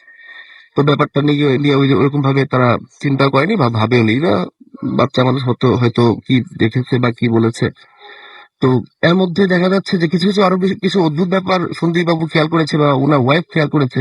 সে হচ্ছে যখন অফিস থেকে ফিরতো দেখা যাচ্ছে যে ওই রানী হয়তো নিচে ফুলের গাছে পানি দিচ্ছে, সামনে এসে সামনে দেখা যাচ্ছে যে রানী নেই, ঠিক উপরে ছাদের উপরে কাপড় শুকাচ্ছে। একটু পাশে কাজ, হয়তো ঘরের ভেতরে সন্দীপ সাহেব ওয়াইফ দেখলো রান্না করে, রানী একটু রান্না করে ঠিক কিছুক্ষণ পরে দেখলো আবার সে ড্রয়িং রুমে। মানে এই টাইপের তাকে মানে তাকে ড্রেস করা যাচ্ছিল না, এক একবার এক এক জায়গায় থাকে। তো এইভাবে দিন যাচ্ছিল কেটে, কিন্তু সংখ্যা একটা রয়ে যাচ্ছিল যে ঘটনাটা কি হচ্ছে। তো এর মধ্যে একটা ঘটনা ঘটে গেছে, সেটা হচ্ছে যে একবার অনেক রাতে সন্দীপ সাহেব ওয়াইফের ঘুমটা ভেঙে যায় কোনো কারণে। তো উনি স্বাভাবিকভাবে পাশের রুমে যায় বন্নিকে দেখতে যে আহ, কি অবস্থা। তো উনি গিয়ে দেখে যে বন্নির রানীর যে বিছানায় ছিল ও বিছানায় রানী নেই, বন্নি শোয়া। তো বন্নির মুখে পানি একটা ঝাপটা, হাতে দু একটা গাছের পাতা বা এই ধরনের লতা পাতা টাইপের হাতে। তো ব্যাপারটা ওনার কাছে খুবই অদ্ভুত লাগলো এই কারণে যে একটা ছোট বাচ্চা পানি ঝাপটা কোত্থেকে আসবে, তারপর হাতে যে লতা পাতা বা পাতা টাইপের দেখলে তো আসার কোনো কথাই ছিল না। তো এই সে তার শাড়ির আঁচল দিয়ে মুখটা মুছে দিল, মুছে দেওয়ার পর সাথে দেখলো যে রানী হাজির। তো বললো, রানী তুমি কোথায় ছিলে? রানী বললো যে দিদি আমি পাশেই ছিলাম। এবং ঠিক অদ্ভুত ভাবে সেই পানির ঝাপটা রানীর মুখেও ছিল, দুজনের মুখে একই ধরনের পানির ঝাপটা। তো ব্যাপারটা তখনই সে একটু মার্ক করলো এবং সকালে বললো যে না, সামথিং ইজ রং, এখানে কিছু একটা ঘটছে, কারণ এরকম হতে পারে না। তো ওর হাতে কিভাবে আসলো, ওর হাতে মুখে পানির ঝাপটা, রানীর মুখে পানির ঝাপটা, একই ধরনের পানির ঝাপটা। তো সন্দীপ সাহেব ভাবলেন যে ঠিক আছে, এটা আমরা একটা কাজ করি, পাশে মন্দিরে পুরোহিত আছেন, ওনাকে আমরা খবর দিই ব্যাপারটা। তো পুরোহিতকে খবর দেওয়া হলো, পুরোহিত আসলো একদিন, যে কোনো একদিন সন্ধ্যায় পুরোহিত আসলেন। তো পুরোহিত আসার পর থেকে রানী নাই, উধাও, একদমই উধাও। বা ওনাকে বাসায় কোথাও পাওয়া যাচ্ছিল না, নাই নাই। তো পুরোহিতকে সম্পূর্ণ ঘটনা খুঁজে বললো যে আসলে আপনাকে যে কারণে আনা হয়েছিল এই এই ঘটনাগুলো ঘটছিল। তো পুরোহিত সাহেব বললেন যে দেখেন, আপনাকে আমি একটু বর্ণনা দিই, এই টাইপের ঘটনা কি না, দেখি 14-15 বছরের মেয়ে এই ধরনের কিছু? বলে হ্যাঁ। বলে মেয়েটার নাম কি রানী বা এই ধরনের? বলে হ্যাঁ, মেয়েটার নাম রানী। তা বললো যে আপনারা খুব ভালো একটা বিপদে আছেন বা বিপদে কেটে গেছে হয়তো, কারণ এই মেয়েটি আজ থেকে আরো ওই সময় থেকে আরো 7-8 বছর আগে সুইসাইড করেছিল এই বাসাতে। সুইসাইড করার পর থেকে আরেক ফ্যামিলির বাসায় এসেছিল এবং তার সাথে এরকম ঘটনা ঘটেছিল। তো সেদিন থেকে রানী নেই। আবার সেই মোটামুটি একটা বড় ধরনের শক তাদের মধ্যে ফ্যামিলি ঘটে গেছে, বা তারা একটা এটাকে কল্পনা ভাববে না বাস্তব ভাববে, এবং এভাবেই মোটামুটি দিন কাটছিল। তো ঘটনা এখানেও শেষ না, ঘটনা শুরু, আরেকটা পর্ব শুরু এখান থেকে। তো রানী নেই, এর মধ্যে চলছে এর মধ্যে সন্দীপ সাহেবের ছোট একটা বেবি হয়েছে, ছোট একটা ছেলে বাচ্চা হয়েছে আর কি। তো সন্দীপ সাহেব আর তার মেয়ে বন্নি একসাথে থাকতো একই একটা বেডে, আর ছোট বাচ্চাটাকে নিয়ে পাশে ওনার ওয়াইফ থাকতো। তো প্রতিদিন প্রায়ই রাতে একটা ঘটনা ঘটতো, যে সেটা হচ্ছে যে বন্নি চিৎকার দিয়ে বলতো, বাবা বাবা তুমি আমাকে ধরে রাখো, আমাকে রানী নিতে চায়। তো বলতো মা না মা, মা তোমার আর কিচ্ছু হবে না মা, আমি তো আছি, রানী তো নেই না মা, বাবা রানী নিতে চায়, রানী আমাকে সবসময় ডাকে, নিতে চায়। তো ব্যাপারটাকে আসলে প্রথম 2-3 দিন গুরুত্ব দেয়নি। তো এর মধ্যে গুরুত্ব দেওয়ার মধ্যে ব্যাপারটা হয়ে গেছে, কারণ প্রায়ই এই কথা বলে, প্রতিদিন এই কথা বলে, যখনই জড়িয়ে ধরে তখন ঠিক থাকে। তো একদিনের ঘটনা, সেদিন হচ্ছে যে ঘুমাচ্ছিল বেচারা সন্দীপ সাহেব টায়ার্ড ছিলেন। তো মেয়ে যখন চিৎকার দিচ্ছে যে বাবা বাবা, বন্নি আমাকে নিতে যাচ্ছে, রানী আমাকে নিতে যাচ্ছে, রানী আমাকে নিতে যাচ্ছে। তো উনি আর জিনিসটা ওই দিন খেয়াল করেননি। তো খেয়াল করেননি, উনি ঘুমিয়ে গিয়েছিলেন। তো হঠাৎ করে ঘুমটা ভেঙে গেল, ঘুমটা ভেঙে যাওয়ার পরে পাশে উনি খেয়াল করে দেখলেন যে ঠিক আছে, দেখি মেয়ে, জাস্ট হয় না যে নিজের বাচ্চা দেখার জন্য বাচ্চা কি অবস্থা আছে। দেখে যে বন্যি নেই, তার বিছানায় নেই নেই নেই। তো তাকে সাথে সাথে খুঁজে বের করার চেষ্টা করা, সবাই মিলে বাইরে গেল। তো বন্যিকে আবিষ্কার করা হলো সেই পাহাড়ের পিছনে যে পাহাড়ের চূড়া ছিল, ঝর্ণা বা ঝরা টাইপের যেখানে, ওখানে তাকে মোটামুটি পুঁতে রাখার মতো অবস্থা, মাটির মধ্যে পুঁতে রাখার মতো অবস্থা। মোটামুটি মানে সেন্স আছে, কিন্তু খুব খারাপ অবস্থায় তাকে পাওয়া গেল। তো পরে দিন চিকিৎসা টিকিৎসা করিয়ে তাকে বাসায় বেশ কিছুদিন চিকিৎসা করে বাসায় আনা হলো। কিন্তু সেই ছোট্ট মেয়েটি আগের ছোট্ট মেয়েটির মতো ছিল না, অনেকটা অপ্রকৃতিস্থ বা একটা অ্যাবনর্মাল টাইপের ছিল। তো এরপরে তারা আসলে ওই এলাকা থেকে ট্রান্সফার হয়ে গেছে। তো এরপরে ঘটনা জানা জানি ওই মেয়ের সাথে আর কি হয়েছিল, বা আদৌ সে বেঁচে আছে কিনা, বা মেয়েটা কি কি অবস্থা হয়েছিল, পাগল টাগল বা এই ধরনের কিছু একটা। অনেক ধন্যবাদ আপনাকে। আমরা আবার চলে যাচ্ছি আমাদের হাফিজ এনাম ভাইয়ের কাছে, যিনি প্রথমেই আপনাদের সাথে একবার এসে উপস্থিত হয়েছিলেন এবং ঘটনা কিছু শেয়ার করেছিলেন। যদি আমাদের হাতে সময় খুব কম, তারপরে আমরা ঝটপট কিছু প্রশ্ন উত্তর পর্ব সেরে নেবো, এবং তার কাছে একটা চমৎকার ঘটনা রয়েছে, যে ঘটনাটা আমরা চাইবো যে এর পরের এপিসোডে আবারও শুনে ফেলতে। যাই হোক, আমি একটু আপনাকে বলি যে আপনি এখানে এসেছেন, অনেকে ইন্টারেস্টেড এবং অনেকেই আসলে এত বেশি প্রশ্ন করেছেন। আমি মানে মোটামুটি সবাই যে ধরনের প্রশ্ন করছেন সেই প্রশ্নগুলোকে একটু একরকম করে বলি। হ্যাঁ, মানে মানে যে প্রশ্নগুলো সবচেয়ে বেশি এসছে, যেমন জিনে ধরা, হুম। আর কেউ যদি কারো কুফরি করে বা যদি হচ্ছে যে বান মারা বলে বা এরকম, এই ব্যাপারগুলো কি এক? না, আসলে জিনে ধরা আর কুফরি করা তো এক না। এক না। কেউ কেউ আছে মনে করেন কারো উপরে জিন এমনি করে আর কি, কারো উপরে ছেড়ে দেয় আর কি, কারো ক্ষতি করার জন্য। আবার আপনি বান মারতে পারেন, যে কোনো এইভাবে একটা দেওয়া যায়, যেরকম একটা মাটি দিয়ে একটা পুতুল বানাবেন, একটা পুতুল বানিয়ে পরে কুফরি কালাম করে, মনে করেন আপনি যদি পুতুলটার বুকের ভিতরে একটা সুই যদি গেঁথে রাখেন, তাহলে ঠিক ওই মানুষটার বুকের ভিতরে মনে করেন জ্বালা যন্ত্রণা শুরু হয়ে যাবে। এরকম করে বান মারা হয় কুফরি। জিনের আসর আর বান মারা এগুলো এক না, দুইটা হলো দুইটা সাবজেক্ট। আচ্ছা, মনিকা আমাদেরকে এসএমএস করেছেন, আহ, এবং তিনি বলছেন, তিনি সম্ভবত ঢাকাই নিউজ থেকে এসএমএস করেছেন, হুম। এবং তিনি লিখছেন সেটা হচ্ছে যে জিনদের মধ্যে কি হিন্দু মুসলিম বা এরকম ধর্মের বিভেদ আছে কিনা? জি, আছে। আছে, জি, দুই ধর্মেরই আছে। জি। যেরকম আমরা মানুষ, কেহ নামাজ পড়ি, কেহ দেখা যায় বাজারে কসাই, কেহ স্বর্ণ বিক্রি করে, এরকম যেরকম আমাদের এক এক শ্রেণীভুক্ত আছে, ওরকম জিনের ভিতরে প্রত্যেকটা এরকম আলাদা আলাদা ব্যাপার আছে। জি, বাহ, জি, আলাদা। চমৎকার। আমাদেরকে বাপ্পা এসএমএস করেছেন, এবং তিনি বলেছেন যে অনেক সময় এরকম কথা শোনা যায় যে অনেকগুলো কুকুর যদি হঠাৎ করে একসঙ্গে ডাকাডাকি শুরু করে তাহলে কেউ মারা যায়। এই ব্যাপারটা কতটুকু না, সত্যি? আসলে এগুলো হলো কুসংস্কার কথা। আবার অনেকে মনে করে কি বাসার ওখানে বিড়াল আছে না, বিড়াল যদি হুম। কাঁদে তাহলে নাকি মানুষ মারা যায়। আসলে এগুলো কুসংস্কার কথা, এগুলো হলো বিশ্বাস করাটা আসলে ঠিক না, এগুলো গুনাহ হয়, এগুলো বলাটাও গুনাহ। আচ্ছা, নির্ঝর আমাদের এসএমএস করেছেন, লিখেছেন যে ব্ল্যাক ম্যাজিক যারা করেন তারাও কি জিনের মাধ্যমেই করেন ব্ল্যাক ম্যাজিক বা জি, এরকম? জি, জি, জিনের যারা মাধ্যমে। বদজিন তাদের মাধ্যমে করে। তাদের জাদুটাই মাধ্যমে। হলো যে কুফরি করে, ওইটা ব্ল্যাক ম্যাজিক যেটা, আচ্ছা। ওইটাই। আচ্ছা, অনেকেই আবার এই প্রশ্নটা করছেন, তার মধ্যে সোহেলের এখানে আমি দেখতেছি সোহেল তানভীর নেত্রকোনা থেকে বলছেন যে আমাকে মাঝে মাঝে ঘুমের মধ্যে অনেক সময় ঘুমের মধ্যে বোবা ধরে। আপনি তো দেখেছেন আপনার ভাইয়ের হুম। একবার এরকম ঘটনা ঘটেছিল। জি। আপনি ওইটা বলে তারপর সমাধানটা আসি আমরা, যে আপনার ভাইকে যখন ধরেছিল বোবা, তখন আপনি সেটা দেখেছিলেন যে মানে জিন যখন ধরেছিল, জি, জি, জি। ওইটা কি বোবা ধরা আর জিনে ধরা তো মানে দুটো তো মানে আলাদা জিনিস। যেটা আলাদা জিনিস। বোবাটা হলো অনেক সময় দেখা যায় শরীর বন্ধ করে যদি আপনি না ঘুমান, হুম হুম হুম। আবার একেবারে যদি সোজা হয়ে ঘুমান, তাহলে এই বোবা ধরার সম্ভাবনা থাকে। সেটা তো ভয়ঙ্কর না। হ্যাঁ, ওইটাও অতটা ভয়ঙ্কর না, কিন্তু জিনের এটা হলো একেবারে আলাদা। আচ্ছা, জিন আপনার আর বোবার ভাইকে সাথে ভিন্ন। ওইটা আমরা আরেকদিন শুনবো একদম পুরো স্টোরিটা, শুধু ভাই, এইটুকু। আমি আশা করছিলাম আমার এপিসোডটা আপনি আমাকে বলতে দিবেন। আমার অনেক শ্রোতারাই আসলে অনেক ইচ্ছা করছিল আমার এপিসোডটা আজকে শুনবে বলে। আমি বুঝতে পারছি আপনি আমাকে বলতে দেন না, এই জন্যই আগামীতে যেন আবার আসে, এই জন্য আমি বুঝতে পারছি আপনার চালাকিটা আসলে, রাসেল ভাই। তবে আমার শ্রোতাদেরকে আমি জানাই যে সবাইকে আমি আসলে আন্তরিকভাবে দুঃখিত।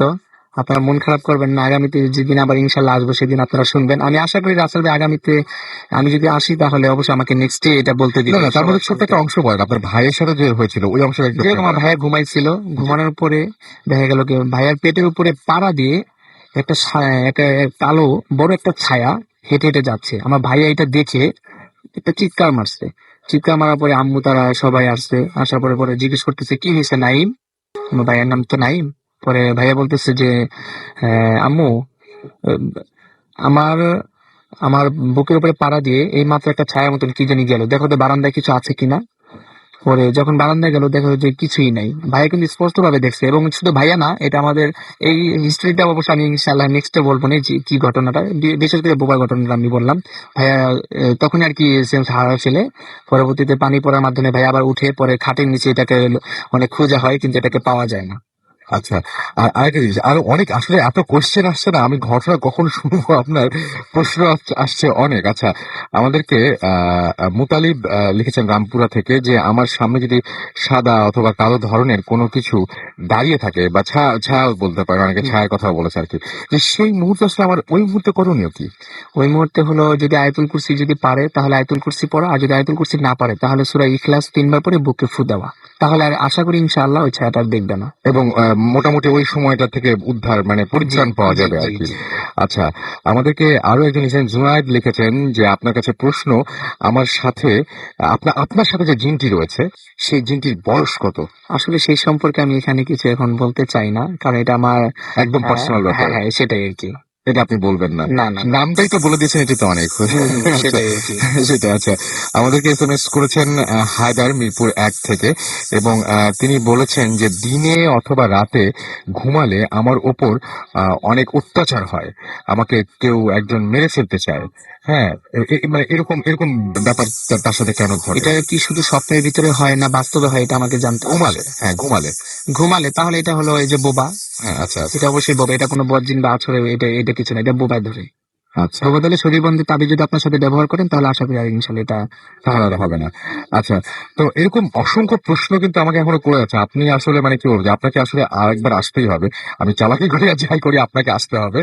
হ্যাঁ, আচ্ছা। তবে আমার শ্রোতাদেরকে আপনি অবশ্যই কিছু বলবেন এই হ্যাঁ জন্য। অবশ্যই অবশ্যই, আপনারা একেবারেই মানে কি বলবো, যে আজকে আমাদেরকে মাফ করবেন, কারণ আমরা হচ্ছে এত কোশ্চেন পেয়েছি, এত এত মানে এত বেশি ওনার ওনার সম্পর্কে সবাই জানতে চাচ্ছেন, যে আমরা আসলে ওই ঘটনায় যেতেই পারছি না, প্রশ্ন শেষ করতে পারছি না, এবং আমাদের তো এপিসোড আজকেই মানে কি বলবো যে শেষ হয়ে আছে না ভূত FM। সুতরাং আগামীতে যখন উনি আসবেন, এবং আমরা আমরা কথা দিচ্ছি যারা ওনার ঘটনা শুনতে পারলেন না তাদেরকে জানিয়ে দিচ্ছি যে অবশ্যই অবশ্যই অবশ্যই তাকে আবার নিয়ে আসা হবে, যদি উনি অনেক ব্যস্ত থাকেন, তারপরে ওনাকে নিয়ে আসা হবে, এবং নিয়ে এসে তার জীবনে যে সমস্ত ঘটনা আছে সেই ঘটনাগুলো অবশ্যই অবশ্যই আমরা আপনাদেরকে জানিয়ে দেবো। আচ্ছা, আরেকটা জিনিস সেটা হচ্ছে যে আপনার এমনিতে যারা ভয় পায় এমনিতেই অন্ধকারে অনেকে চলাফেরা করতে ভয় পায়, অনেক কিছুকে ভয় পায়, তাদের জন্য আপনার কোনো সাজেশন আছে? আসলে সব থেকে বড় ভয় হলো অন্তরের ভয়টা। আমি এখানে আপনার সাথে কথা বলতেছি, আমি যদি মনে করি আমার পিছনে কেউ দাঁড়ানো আছে তাহলে তো আমি ভয় পেলাম, ঠিক না? আর যদি আমি বুকে যদি সাহস রাখি না, কেউ আমার কোনো ক্ষতি করতে পারবে না বা কেউ এখানে নাই, তাহলে আর তো আমার মনে সাহসটা এই হিসাবে যদি ভয় পায় তাহলে উচিত হলো ওই যে বললাম সূরা ইখলাসটা পড়লে আসলে এত বুকে যে সাহস আসে যা বলার মতন না।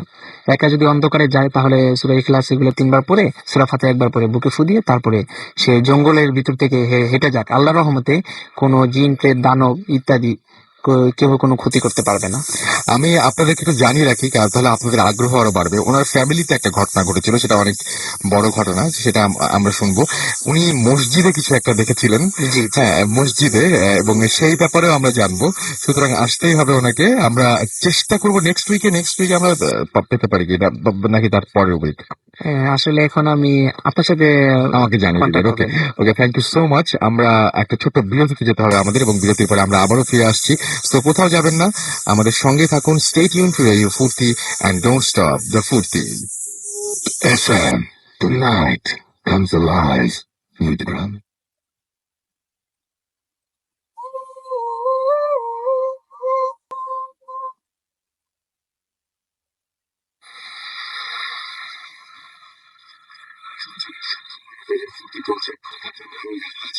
এবং আমার সাথে রয়েছে মাসু এবং আজকের অতিথিরা।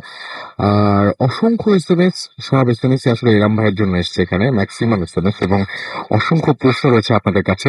আমি একটু আগে যে যখন বিজ্ঞাপন বিরতিতে গিয়েছিলাম তখন কথা বলছিলাম, একেবারে আশাহত হওয়ার কিছু নাই, উনি কথা দিয়েছেন উনি আসবেন, এবং আমরাও খুব খুশি। এবং সবচেয়ে বড় যে ব্যাপারটা সেটা হচ্ছে মুশকিলটা হচ্ছে উনি বলতে পারলেন না, কথা দিয়ে কথা না রাখতে পারার ভয়েই হয়তো, সেই জন্যই, কারণ ওনাকে প্রচুর ব্যস্ত থাকতে হয়। উনি একটু আগে বলছেন যে বিশ্বাস করেন আর না করেন আসলে আমাকে প্রচুর ব্যস্ত থাকতে হয়। তো যাই হোক, দেখা যাক কি হয়। এবং আমরা আশা করছি নেক্সট উইকে বা তার পরের উইকে, এই 2 উইকের মধ্যে ইনশাআল্লাহ তিনি আমাদের এখানে চলে আসবেন। সেই ব্যাপারে আমি কথা দিতে পারি।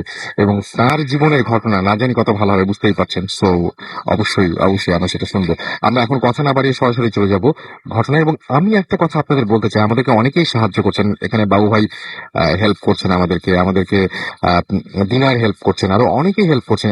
আর সবচেয়ে বেশি ভালো লাগবে তখন যখন দেখবো যে এনাম ভাইয়ের মতো কেউ নিজেই আমাদের সাথে যোগাযোগ করেছেন, যারা আপনারা আসলে অনেক জানেন, অনেক কিছু বোঝেন, যারা বিভিন্ন ধর্মের হতে পারেন, কিন্তু বিভিন্ন ধর্মে যারা এই সমস্ত ব্যাপারে অনেক বেশি অভিজ্ঞতা এবং অনেক প্রশ্নের এরকম উত্তর দিতে পারবেন, অনেক ব্যাপার ফেস করেছেন বা অনেক কিছু জানেন, তারা যদি সরাসরি আমাদের সাথে যোগাযোগ করবেন কিভাবে? আমাদের ইমেল অ্যাড্রেসটি জেনে নিন। আমাদের ইমেল অ্যাড্রেসটি হচ্ছে bhutfm@radio50.fm, which is bhwtfm@radiofooti.fm। যদি আপনাদের ব্যস্ত থাকে তাহলে আপনাদের পরিচিত কাউকে বলুন যে আপনাদের হয়ে ইমেলটা আমাদেরকে করে দিতে। আমরা সরাসরি যোগাযোগ করবো আপনাদের সাথে, এবং আপনারা আপনাদের অভিজ্ঞতা শেয়ার করবেন আমাদের লিসনারদের সাথে, যাতে তারাও অনেক উপকৃত হয়, আনন্দ পায় সবকিছুই, এবং জানতেও চায় আপনাদের কাছ থেকে অনেক কিছু। আজকে এনাম ভাই আসছেন, অসংখ্য প্রশ্ন তাদের কাছে, এবং অসংখ্য প্রশ্নের উত্তর তিনি বেশ কিছু প্রশ্নের উত্তর দিতে পেরেছেন, সব প্রশ্নের উত্তর দেওয়া সম্ভব হয়নি।